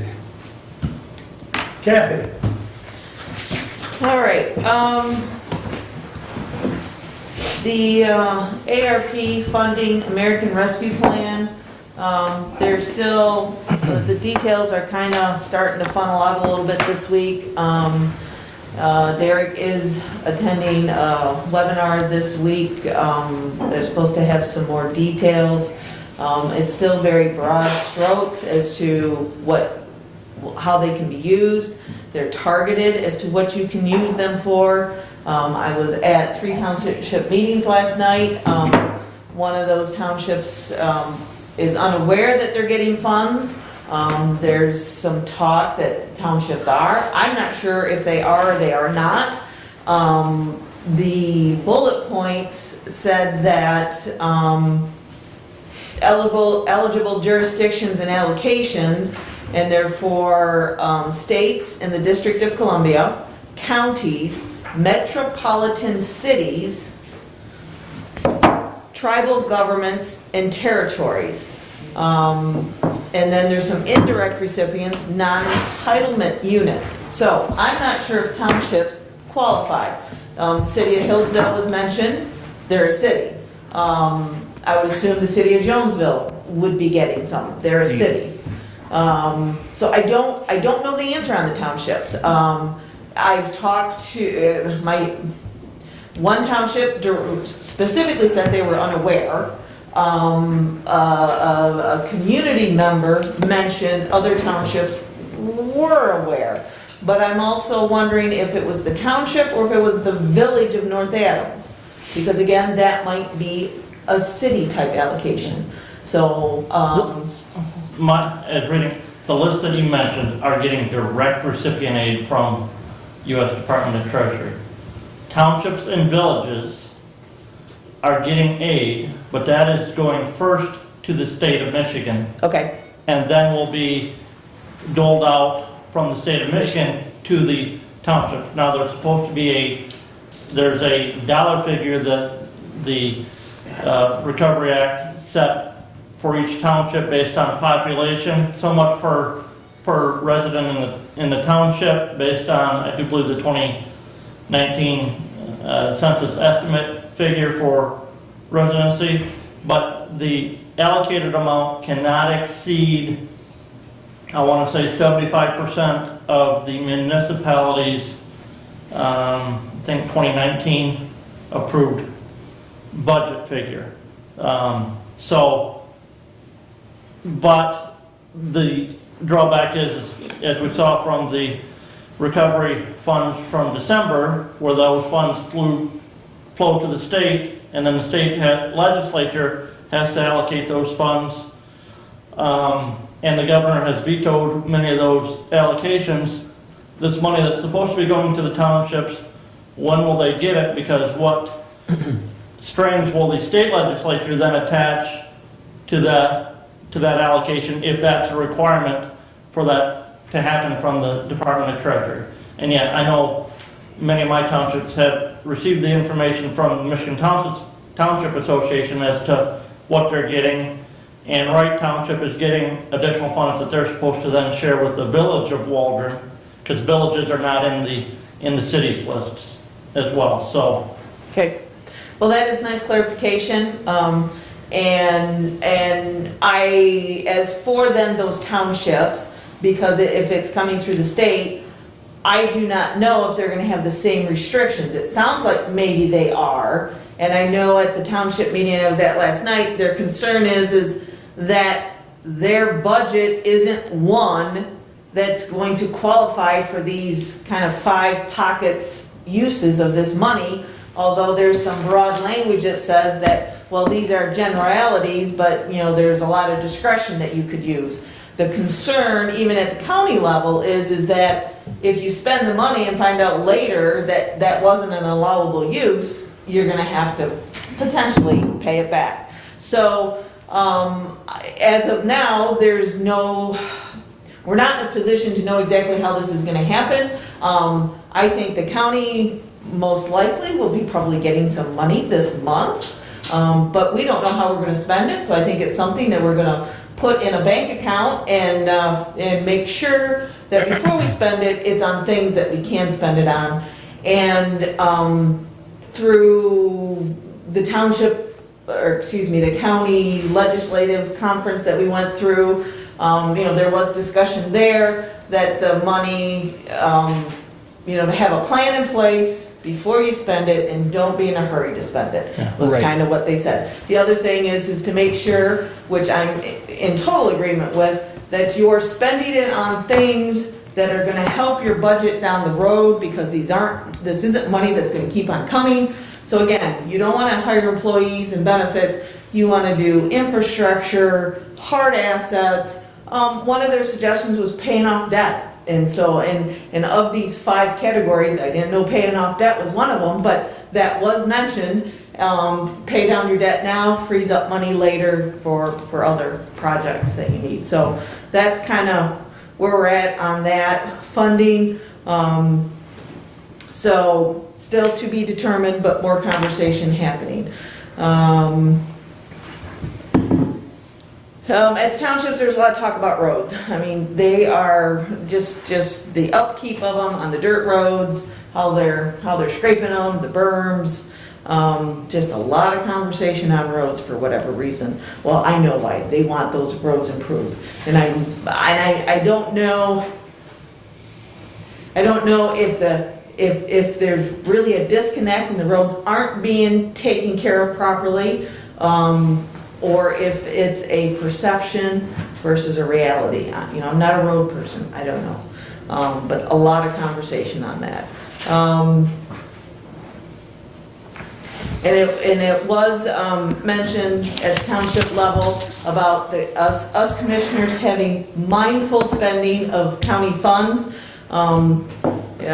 Whether it's for the courthouse, the courtroom that we're trying to figure out how to get put in that courthouse, the probate courtroom. It's be mindful of our spending and not be wasteful. So, and then of course on my way in, Bob did mention the moratorium on taxes in Wayne County. Of course, I have no idea exactly what that is, but my response to him is a blanket moratorium may not be the way to go. We have things in place to help those who are having trouble paying their taxes, and he evidently mentioned it to Stephanie Kaiser, our treasurer, as well, and I will speak with her on that as well and see if there's something that we should do or if what we're doing is adequate to service the people in our county. So, other than that, I had some conversations about the sheriff's department funding for that, but that's kind of off my list, and lovely that's taken care of. So, other than that, I think I'm good. Back to the recovery funding, some of the townships that I represent have decided they've opened up a separate bank account that they're going to be depositing those funds into as soon as they do receive them, just so that there's no intermingling with other government funds for the time being, until they learn all those restrictions and guidelines as to what those funds can be used for. Because yes, broadband is one of those, but here in the county, no government agency that I know of in Hillsdale County has paid for installation and service and maintenance of broadband facilities. You know, some of the guidance was try and avoid using these funds for roads because there's supposed to be another package coming through, or there's currently a package in the legislature in Congress for infrastructure improvement. Whether that will ever see enactment, we don't know, but yes.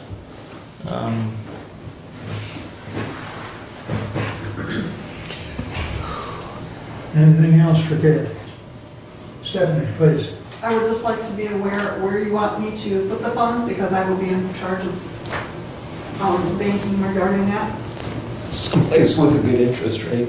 That's a lot. Edward Jones. No.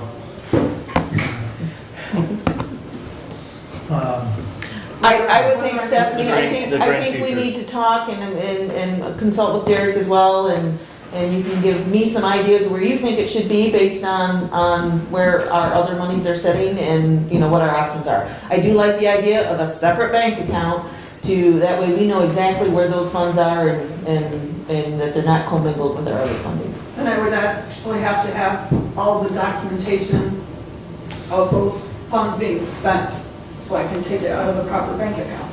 Right. Right. Yeah. Yep. You can't pay it with general fund unless you have the money there. I mean, Yeah. Right. Again, pay for it. I think that's going to be a discussion that you and Derek and I need to have.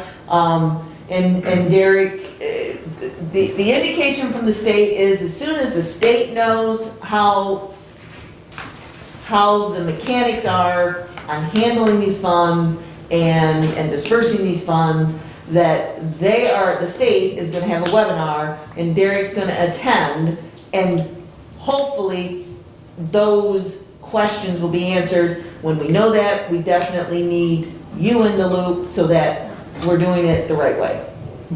Would you need a motion from this board to create a separate that would probably be a account good idea. for that? I don't think we need to do that today. Not today. Well, but they're talking that those funds are going to be distributed within the next 10 days. Is that? I haven't noticed that. There's news articles out yesterday that U.S. Department of Treasury anticipates those funds being distributed within the next 10 days because our next board meeting, because the law that President Biden signed in March required U.S. Treasury to distribute those funds, the first tranche, within 60 days of enactment, and that is before our next. We can put it Commissioner in the general fund account, and then you don't have to decide today. And Okay, then, but yeah, consider moving that to a, Yes, because the interest rate isn't gonna, No. not No. much. There's not much there that I'm aware of, so. Mr. Chair. Yeah, go ahead. So just on that subject, you know, my first observation, yes, it's been a topic at all the townships, and I don't think really anybody knows anything as far as how many dollars they're gonna get. But the one thing that I have observed is we might be getting up to $8 million in the county, but I think there's already probably $20 million in wish lists out there within the various entities. So that leads to my point is, and that is we can't spend a dime until we have a budget.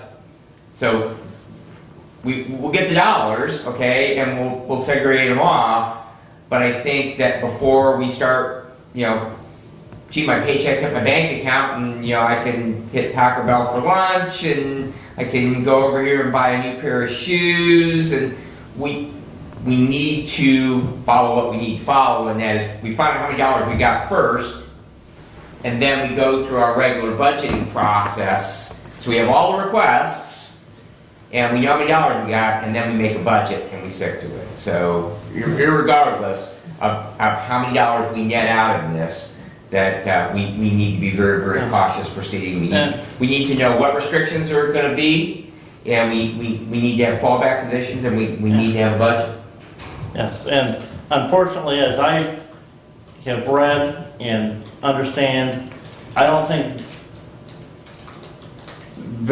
think very few of these funds will be able to be used for county general fund expenditures. You know, one of the seminars in the MAC conference was how to use these funds and to set up and to work with nonprofits to benefit those small businesses in our communities that have been directly impacted by COVID. And so, a lot of those counties are considering doing that with these funds, setting up grant applications for restaurants or theaters or convention centers or rental halls to subsidize their lost income over the last 15 months. So, yes, as I read it, it's going to be very hard to pay for a lot of any general fund expenses in the county, other than, it can be used to offset lost revenue. Well, that's the great misnomer, is what's the lost revenue and when's it going to come? It's one of those stay tuned moments as far as waiting on U.S. Treasury to release the official guidance. They're going to release the funds, but the guidance may not be out there for 3 years. In a meeting that I was at with Congressman Wahlberg here about 3 weeks ago, he's not real impressed with what Treasury is doing, especially communication-wise, right now. Because he said that as a congressman, they're not even getting information from Treasury. So we're not alone. We just have to wait. Okay, anything else for Kathy? All right, I have one action item which I will do first. 21-054, the long-awaited hiring policy. First of all, it's rescinding the hiring policy resolutions 09-027 and 08-092. To the Honorable Board of Commissioners, whereas the County of Hillsdale desires better communication between the judiciary, appointed department elected officials, appointed department heads, and Board of Commissioners, and whereas the Board of Commissioners wish to standardize the filing of open employment positions with the county, including issues of approval prior to hiring new employees, therefore be it resolved, the following hiring policy is hereby adopted, which will also include the hiring of any contractual employees. Be it further resolved, this policy becomes effective May 11th, 2021. And be it further resolved that Resolution 08-092 and 09-027 are rescinded and replaced by this resolution. And be it further resolved, the county clerk will transmit the policy to all departments of the county following adoption. Respectfully submitted, Mark Wiley. Support. Yes, go ahead. I was just going to simply add the edit. I think that on the first line, whereas County of Hillsdale desires better communication between the judiciary, I think that we need to remove the word appointed department from that, so it will read judiciary, elected officials, and appointed department heads and the Board of Commissioners.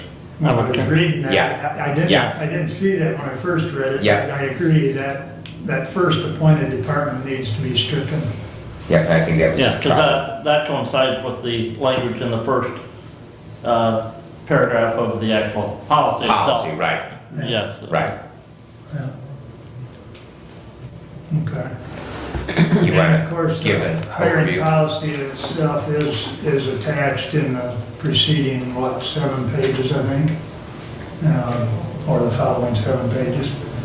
And as we've said, Brad and I worked on this, we sent it over to Mr. Thompson, and then we made a few minor adjustments, and here you go. So,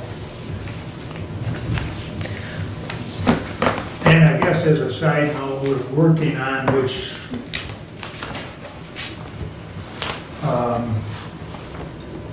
partly because David is out, partly because Derek's been busy with some of this, looking at the Recovery Act. we were looking at putting together a checklist to go along with this, so who is responsible when an employee comes on board, and those items need to be checked off. So that'll be forthcoming at the next meeting. We've got some pretty good starts on it, but I wanted to, rather than rush it, haste makes waste, so we'll have that at the next meeting. I think that'd be a good list. Yep.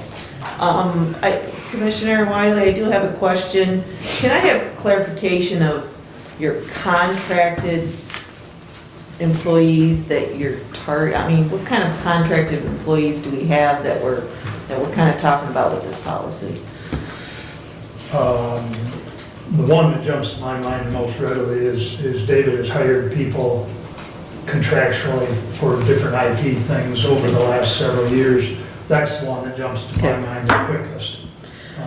They're just here to do a specific function. Specific function. And I think in talking and making some inquiries, I'm understanding that some contracted employees work with grants.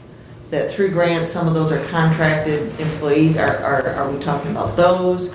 Are we talking about the contracted employees with the judges? Or were you specifically talking what was happening down in the IT department? What's your thoughts? Well, I think that it's collectively across, because this is a standard policy that will apply to all departments within county government. So basically, if we are overseeing, looking at, what's an employee, contracted employee is going to be, they're going to be hired for a specific task to accomplish something within a finite amount of time. So they'll be still paid as an employee, so they won't be a contractor. Okay. They'll be an employee, but they are for a finite amount of time to complete an assigned task. So, and IT is a really great example of that. So that looking at our network, that David might hire someone to come in and clean up permissions and password compliance, overall security, but it will be, this is the scope of the project, this is what you're going to do, you're going to get paid, this amount of dollars over this amount of time. So, Okay. And I think the key thing to remember is part of, it's in the first sentence, I believe, is communication. Right. We're just trying to create something that creates a better communication between all parties, and hence the other part for that checklist as well, to create that communication. So we're just all better informed, especially, there's been instances where Carol is handed a timesheet and she didn't even know that new employee was on board. Correct. So, so we're just trying to not necessarily recreate the wheel, but make it a little more round.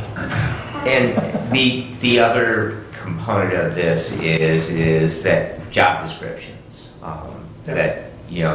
That's something, because we have all of these autonomously functioning departments, we really have no centralized HR, and I always come back to, it would be a rare example where you had a company with 130 plus employees that didn't have an HR director. And I'm certainly not advocating that we have one, but to have a better understanding, it really would be nice that we have some way to know what the functions are within the department. It's going to help with budgeting, it's going to help with overall compliance. It certainly is going to make payroll and Derek's life much easier, because now we'll actually have something in place that this is our onboarding process, and that all those steps before paychecks cut for anybody, that we'll have to make sure that they've been complied with. And right now we really have, even though I'm not saying it's broken, Right. that we really don't have any clear-cut way to make that happen. Yep. So over the course of time, the job description piece would hopefully become a complete file. The only actual job descriptions we have on file right now are on those department heads that Bruce put together a couple of years ago, being IT and finance, Equalization. facilities, and I think emergency management, I think were the ones that are on file. So, Okay. okay. Any other questions or comments? A question on filling vacant positions. You talk about posting, but we really don't define what posting is. You know, whether it's putting it on a bulletin board, going into the paper, radio. We're very complete on other aspects, but I'm wondering what posting you're considering. Well, some of those posting guidelines may be restricted by the SEIU contract. So those elected officials and department heads would have to first comply with potentially an internal posting that is collectively bargained with the SEIU employees, where that posting, it may differ for that initial posting than for, okay, if nobody in-house applied for that position, and then we go out and where are we going to post that position afterwards? And again, So do we need to define the posting process as well? It's defined in the union contract. Okay. I think it'd be redundant, personally. And the only place where that would not be a factor would be in those positions that are non-union, which we do have a number. Yeah. So courts are a good example, so. Thank you. Any other?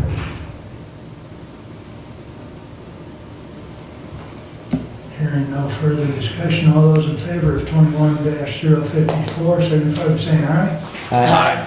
Opposed?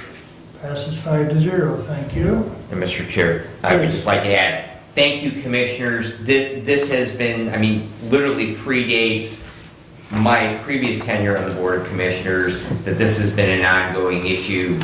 Language like hiring freezes that go back to 2008, the beginning of the Great Recession, which are no longer applicable. And I know that there was an effort a few years ago, and it just got nowhere. So I thank Commissioner Wiley for his perseverance in getting through it. And I thank you all for your support of this, that we now can be 11 years later, in a much better place. Well said. 12 years. Yeah, Mr. Burke had brought it up twice, I believe, and I don't recall. I know one time he was asked to bring back more information, the other time I don't recall, but it basically fell on its face. So this has been long coming. All right. First, I'll get back to, Terry sent me a report from medical care, which I have forwarded to Jody. Terry Esterling from Medical Care says, good morning. Staff and resident testing continues per direction of Michigan Department of Health and Human Services. Today, we surpassed 14 days since our last positive staff member. We currently have no residents in quarantine and all staff are back to work. Unvaccinated staff will continue to be tested twice weekly as directed by DHHS and Centers of Medicare and Medicaid Services. Vaccinated staff will continue to be tested according to the county positivity rate provided by CMS. Scheduled visits continue at the facility, and the facility is providing COVID-19 tests free of charge to all visitors. Congregate meals and limited group activities have resumed with appropriate PPP and infection control procedures in place. We are beginning to see a decline on the county's daily case number. However, we remain above 10%. Positivity rate benchmark, according to this, is 17.8%. As I've said before, there's about 3 different entities that figure these percentages. It's based on reporting times. So take it for what it's worth. But the main line there to take away, I think, is the daily case numbers are on a downward trend. He finishes up by, we continue to encourage COVID-19 vaccinations to anyone wishing to receive vaccination, please contact Branch Hillsdale St. Joe Health Agency. Respectfully submitted, Terry Esterling. So that's it for medical care. As indicated last meeting, we did receive, and I guess it's not a complaint, according to Kurt that I talked to at my OSHA, it's a referral, but the The complaint that was filed says employees were not wearing masks and were not allowed to work remotely when feasible. Well, as talking to Kurt at MyOSHA, I informed him that we are redoing the COVID preparedness and response plan. I also indicated to him that we have barriers on the counters. I also indicated to him that the employees are wearing their masks when they're outside of their own common workplace. And he was good with all of that, and he thanked me for the call. And that was about the extent of that. So, let's see, we had the last Thursday of the month, Brad and I sat in on a staff WebEx meeting, which we've been doing now for a little over a year. I think just a couple of the highlights. Ray Taylor indicated that the office is busy as far as building inspections, but there have been some reports of building material shortages. Derek indicated he's working with the auditor and working in that direction, as well as with the monies that are forthcoming. JP out front of the court indicated that facilities got his new conference room done out there, although they're not using it because they're in phase one, so they're not doing in-person stuff. But he said the new conference room looks lovely. So, I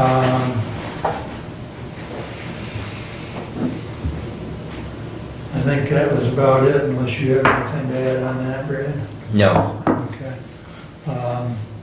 And the judges indicated, of course, we all know they're in phase one until we get back to a lower positivity rate, and then they'll go back to phase two. VA meeting yesterday, we had an exceptionally long meeting, 2.5 hours, which is about an hour and a half, hour and 40 minutes longer than normal, because we went through 22 scholarship applications. Nice. Historically, we have given everybody that's applied a scholarship. However, 22 exceeded our money that we had for scholarships. We had about $4,700 and change. And it was discussed to give out, giving out a $200 or $300 scholarship hardly even buys a book at the college level anymore. So we wanted to give a $500 scholarship, so that brought us down to 9 applicants. So we all reviewed the applications and then basically went through a process of going around the table who recommended who, and the top 9 vote getters got $500 scholarship. Those will be awarded to the student at a brief ceremony over here on the courthouse lawn by the gun on the corner, May 24th at 10 a.m. So, and they will be notified by letter, this week. But the most applicants we've ever had for that scholarship program, and of course now we reach out to everyone for donations, so that we'll have some money in the kitty to provide scholarships next year. So that's how that scholarship has been funded, is largely by donations.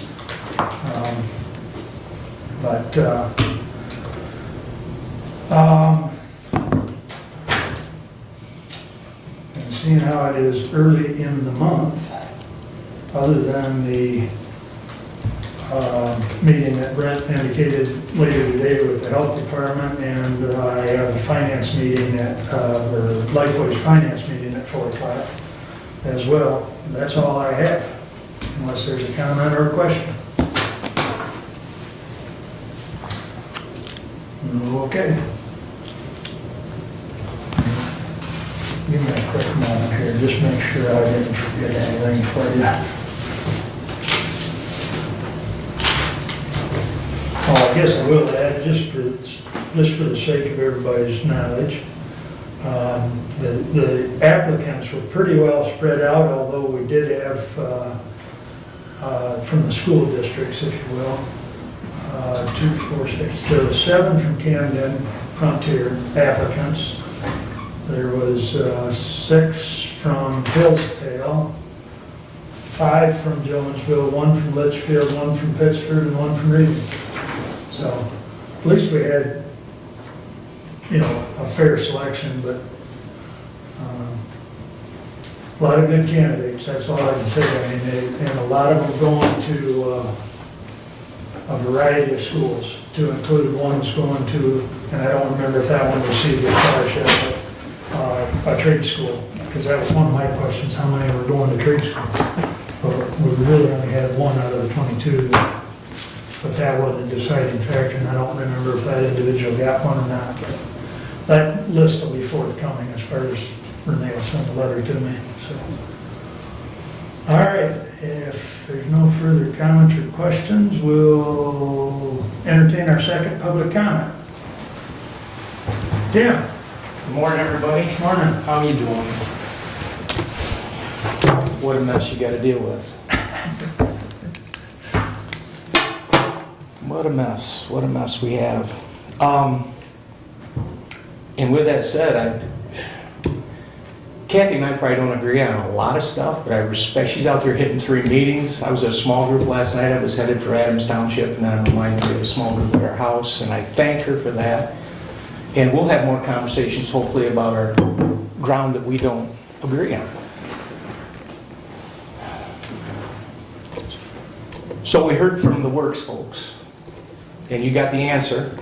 When the question was asked, you got the answer incompletely.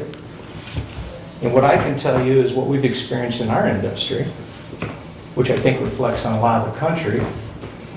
And I have confirmed that with many other contacts, not just locally, but people I know around the country. We all know people, hey, what's going on in your world? I don't want to read about it on the internet. I want to hear what Brent has to say about it. And I do want to hear what Kathy has to say about it too. I want firsthand experience that I can trust to make decisions, because that's where our worldview comes from and that's where our perceptions come from. Not from television, not from the media. If you're still getting your information from there, I can't help you much, and what I'm going to say is probably going to sound crazy. Information and news is one definition, propaganda is another one. And we know it, but we're afraid to say it. So what has happened in our industry? We go back, 15 months ago, and all of a sudden, we're all aware of what hit, or what we perceived hit. So immediately, we're sitting there trying to make decisions, and then it was a needful industry. I'm not using the correct term, but we were deemed that we were a needful industry. Now that's not really helping out the people in my food service and hospitality industries that I'm friends with, and saw the suffering that they went through. And so that, or the hair cutter, the small place where there might be 10 or 12 people, but then we all walk into the corporate stores in mass and think that this somehow makes sense. And so we all know. And we can pretend, and we can, run with, this is how I need to be. Or we can look within ourselves and know from our own life's experiences, and then act on that. So in our industry, they're shutting it down. The Canadians even reacted to it worse than America did. So mills, lumber mills, a lot of stuff comes out of Canada. They have a great natural resource up there, a wood, renewable resource. So all of a sudden, all of you probably understand just-in-time inventory control. Mark transports that, you're waiting for a product that you need, and we don't need the whole pile of stuff. We need a little bit, we need that pipeline filled. So they shut down the mills, they shut down the roofing plants, they shut down the treating places, they shut down lock manufacturers, they shut down, the list goes on and on. You get my point. So there's a pipeline of product there.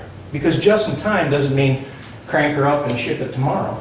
That inventory has to be in place with many different aspects within our industries. So the pipeline is starting to empty. Then we had that first. They shut people down, okay? And I may say, and I'll say it right here, on something that appears to be nonsense. If something doesn't make sense, by definition, it's nonsense. The real numbers on CDC numbers, the real filtration capacity of masks, we know what the truth is. But we still go along with it. So they shut us down. All of a sudden, that's happening. Then, for some of these places where they started to reopen, the plant over in Coldwater, 11,500 pigs a day. I see a guy, how do I know that? I don't look at their published numbers. I asked a guy that works line control, and I said, hey, how many this week? How's it going? Because I trust him, and I know it, and he's firsthand. So just imagine, now that plant didn't close down a lot for some reason. They've had a lot of employment challenges because what happened when people did come back to work in many industries is there's all this compliance with how, so now the productivity and the efficiency of all these lines of work going on are compromised. That's not efficient. It's not going to work. It creates an increase in cost. Okay? The other thing that happened is you have very, very low interest rates. Okay? You combine that with people not being able to travel or choosing not to travel, but people still want to do stuff. They want stuff to talk about. They want to, you know, hey, I went here, or I did this to my house, or I bought a new car, or whatever it is.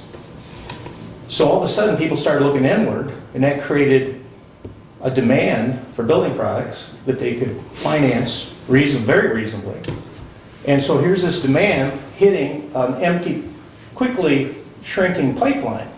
Okay? Then you also, how many $1 trillion have they pumped into our monetary system? It's called inflation. It's not going to happen, it's here. So then, the other thing, and the works gentleman kind of illustrated that a little bit. And I've got firsthand stories of people, and I think you know people too. The amount of income available to people, why would they work? And until that changes, works can do all they want. I appreciate their programs to help employers bring people on, training for people, but we're just kidding ourselves if we think this is going to go on when you're paying people not to work. And he said it himself. He said, well, you know, some people, I really don't want to go back to that, I want to do something else. Well, that's great, but you have to work. You have to be accountable. You have to be transparent. You have to be honest. You have to do the right thing. So, a gentleman who just graduated from Hillsdale College, a veteran, military, an outstanding young man that I'm so pleased that I got to know. He was relating to his econ professor as they stood around preparing for graduation, and I happened to overhear this conversation, and of course had heard this before. He did a little analysis. He's a student, full-time student at Hillsdale College. His wife has a job that didn't pay a lot. They had a baby this year. Jonathan he's a toddler. And he did a little analysis and realized that if she would have quit her job, and he would have started collecting unemployment, even though he was a student, the total compensation would have been just shy of $100,000. Now, you take his situation times millions and millions of people in this country, and what do we got? Okay? Why do I tell you this? Because there's not a lot you guys can do about it. But I will say, I want to comment, besides thanking you for your service and your work ethic, and I mean that to anybody that's watching here too. If you got any questions how these people are operating, come to the meeting. I was absent for years, I'm here now, and I apologize for being absent. As far as mindful spending, I've seen nothing in the last several months that would tell me that there's been any kind of spending that wasn't well thought out. And I thank you for that, because that's what we have to do. I live on a dirt road, and 2 years ago we had a situation out there, but when I called those people, I wasn't yelling, I wasn't screaming. Lived on a dirt road my entire life. They're not bad, but if you like driving on paved roads, you're going to think they're pretty bad.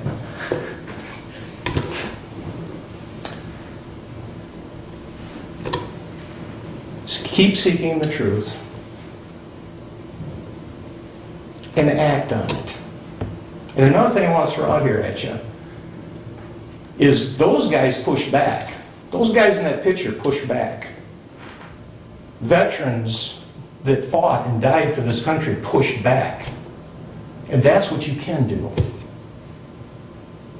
The law is clear. We don't have to wait for the courts. It's been decided. Precedents have been set. If it's unconstitutional, it's not a law. You can't debate that. Her own Supreme Court told her early on, you can't do that. So she's taken the departments and held people hostage. I'm just saying, tell me I'm not right. So here's the other thing. Either you believe that or you don't. This is something you can do. You took an oath of office. You say the Pledge of Allegiance before every meeting. If you don't mean it, tell your constituents you don't mean it and you don't believe in that. I'm not saying you don't. This is for you to answer these questions. And if it's the pledge, just stay in your seat if you're not supporting that Constitution. Because if we don't push back, your question about the unemployment, this will just keep going. This is not sustainable. It can't keep going. Sustainability. What's sustainable? The other thing I want to do, and for some people that might be watching, there's a great division nationwide and in this country. And we have it right here in the county. I went to my first, did I tell you I'd been absent? First Republican party. I love their affirmations, their mission statement, what they stand for. I believe in every single one of those, and I support that. And as Republicans, or perceived, or I say I'm a Republican, you should too. And if you don't, tell your constituents. Let them know. I don't believe in this. I don't mean to cut you short. I know, I'm almost done, and I appreciate that. And I didn't intend this, I'm speaking from my heart. I understand. I'm speaking from my heart, it needs to be said. So division is not sustainable. So I invite you to come to those meetings, I'll be there. I'll do everything I can to make sure that everyone is treated with respect and the dignity they deserve. And the guys there that probably are watching right now, I look to have more conversations with them to have that end happen. Okay? So, common ground, we have to find that. And even for people here I may disagree with, I totally respect the experience that they have. And that would be hard to lose. I would much rather get us on a more... I want you to get on my way of thinking. That's what I want, okay? And if I'm wrong about anything, I would love to hear from you. I would love to stand corrected, all right?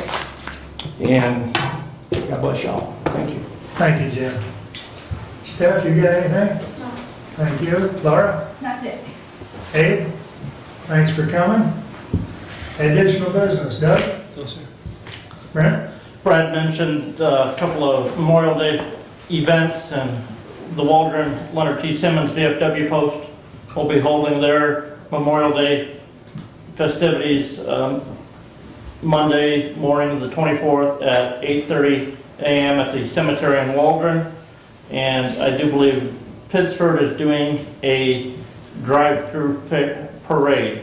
They're not doing a parade through town, but those individuals that want to participate will set up at the school, and like what the city of Hillsdale did with their Christmas parade last year at the fairgrounds, people drove through and looked at that as opposed to the parade going through the streets. So some great things to look forward to here in our county, to get out and recognize and remember those who have given the ultimate sacrifice in defense and in service to this country. Okay, thank you, Kathy. I just wanted to mention that I did speak with Derek, and the auditors are supposed to be here the week of May 24th. He has, of course, been preparing, but they should be here for about a week and be working on that. Other than that, I'm good. Okay, thank you. Brad? First of all, and he left, but I'd just like to recognize Andy Brown from WCSR. It's really, really nice to see someone from local media, not watching on the video, but actually sitting in the seats. Dylan, you used to have somebody who came regularly, and it's really, really nice to see the media. So Andy, if you're still on out there, thank you for being here today. For Commissioner Leiner, Commissioner Wiley, in regards to the health department, I would just, in looking through those documents, kind of going back to our statement that we made in regards to COVID response, that it should be a local thing rather than a regional or statewide thing. And I would encourage you to have the health department take on a policy that would allow those individual school districts to do what is appropriate for them, rather than something that's collective for 3 counties that might be very, very different in the nature of the school districts within them. And then also on that topic, I did not mention under my report about the state COVID call, but it was very abbreviated. Several of the speakers were unable to be there. But the focus is really, really changing right now as far as our EMS response into encouraging the population to get vaccinated. We've reached the point now where pretty much anybody who wants to be vaccinated has had the opportunity. And so we are now moving on, much like the health department did when I served on that board, about educating parents about immunizations for children, that our role in EMS is evolving now, where we need to be educators in regards to why receiving the COVID vaccine might be practical, and to make sure that people have all the facts. And you know, I've had discussions with a lot of people that know that I work in EMS, and I'm more than happy to discuss that from a perspective of what might be right for you. And whether you get the vaccine or not, that's a personal decision. And but the role is changing as far as EMS providers, that we need to be educators right now and advocating that it is right for your particular circumstances that you do receive the vaccine. Okay, thank you. I was just looking back, the report that's in your packet, which from the health department, as far as the partner update, was from 5/3. I have one that is newer. I will send that out. That just came in last evening, but I will send that out. Yesterday's numbers, Hillsdale County only was reporting 4 new cases. Unfortunately, we had 1 new death related to COVID. But that is definitely, Hillsdale's definitely had a downward trend in the last 6-8 days overall. So, but I'll send that out for everyone's review. Also, I forwarded to you a few minutes ago something that Doug had sent to me, which was a press release that he got through emergency management. And you may have seen it in other media already, but yesterday, 16 and older, the state is reporting 55% of Michiganders have at least received their first dose. And that was probably a week or so ago. I sent out to you as part of Becky's report the Michigan plan that the governor's come up with, that 55% allows all in-person work for all sectors of business. So we've attained that first benchmark that she was. Oh, but it's 2 weeks after we reached that benchmark. Correct. And then, of course, the next benchmark is 60 and 65. That's also in that document that I just sent to you. And 70% vaccinated is where we're wide open again. So I guess along with Brad's comment, vaccination is a choice, but if residents continue to make that choice and we obtain that 70%, we are virtually back to normal. So, but that's, I will try this weekend, because most of the snowbirds are back to the lake, see if I can't track down the Lake Association Hemlock Lake to see if I can't at least start that discussion of letting them have that park out there. So, because I noticed last weekend, there was some people, but not too many, because the weather wasn't real favorable, but this weekend's supposed to be 70 degrees. So I'll see if I can't track that down, and I'll take that to the parks. yeah, I'll let you know if I can get that accomplished. So, just a matter of going to the opposite side of the lake, because we're on the north side. But, okay, unless there's anything else, we stand adjourned. Thank you one and all.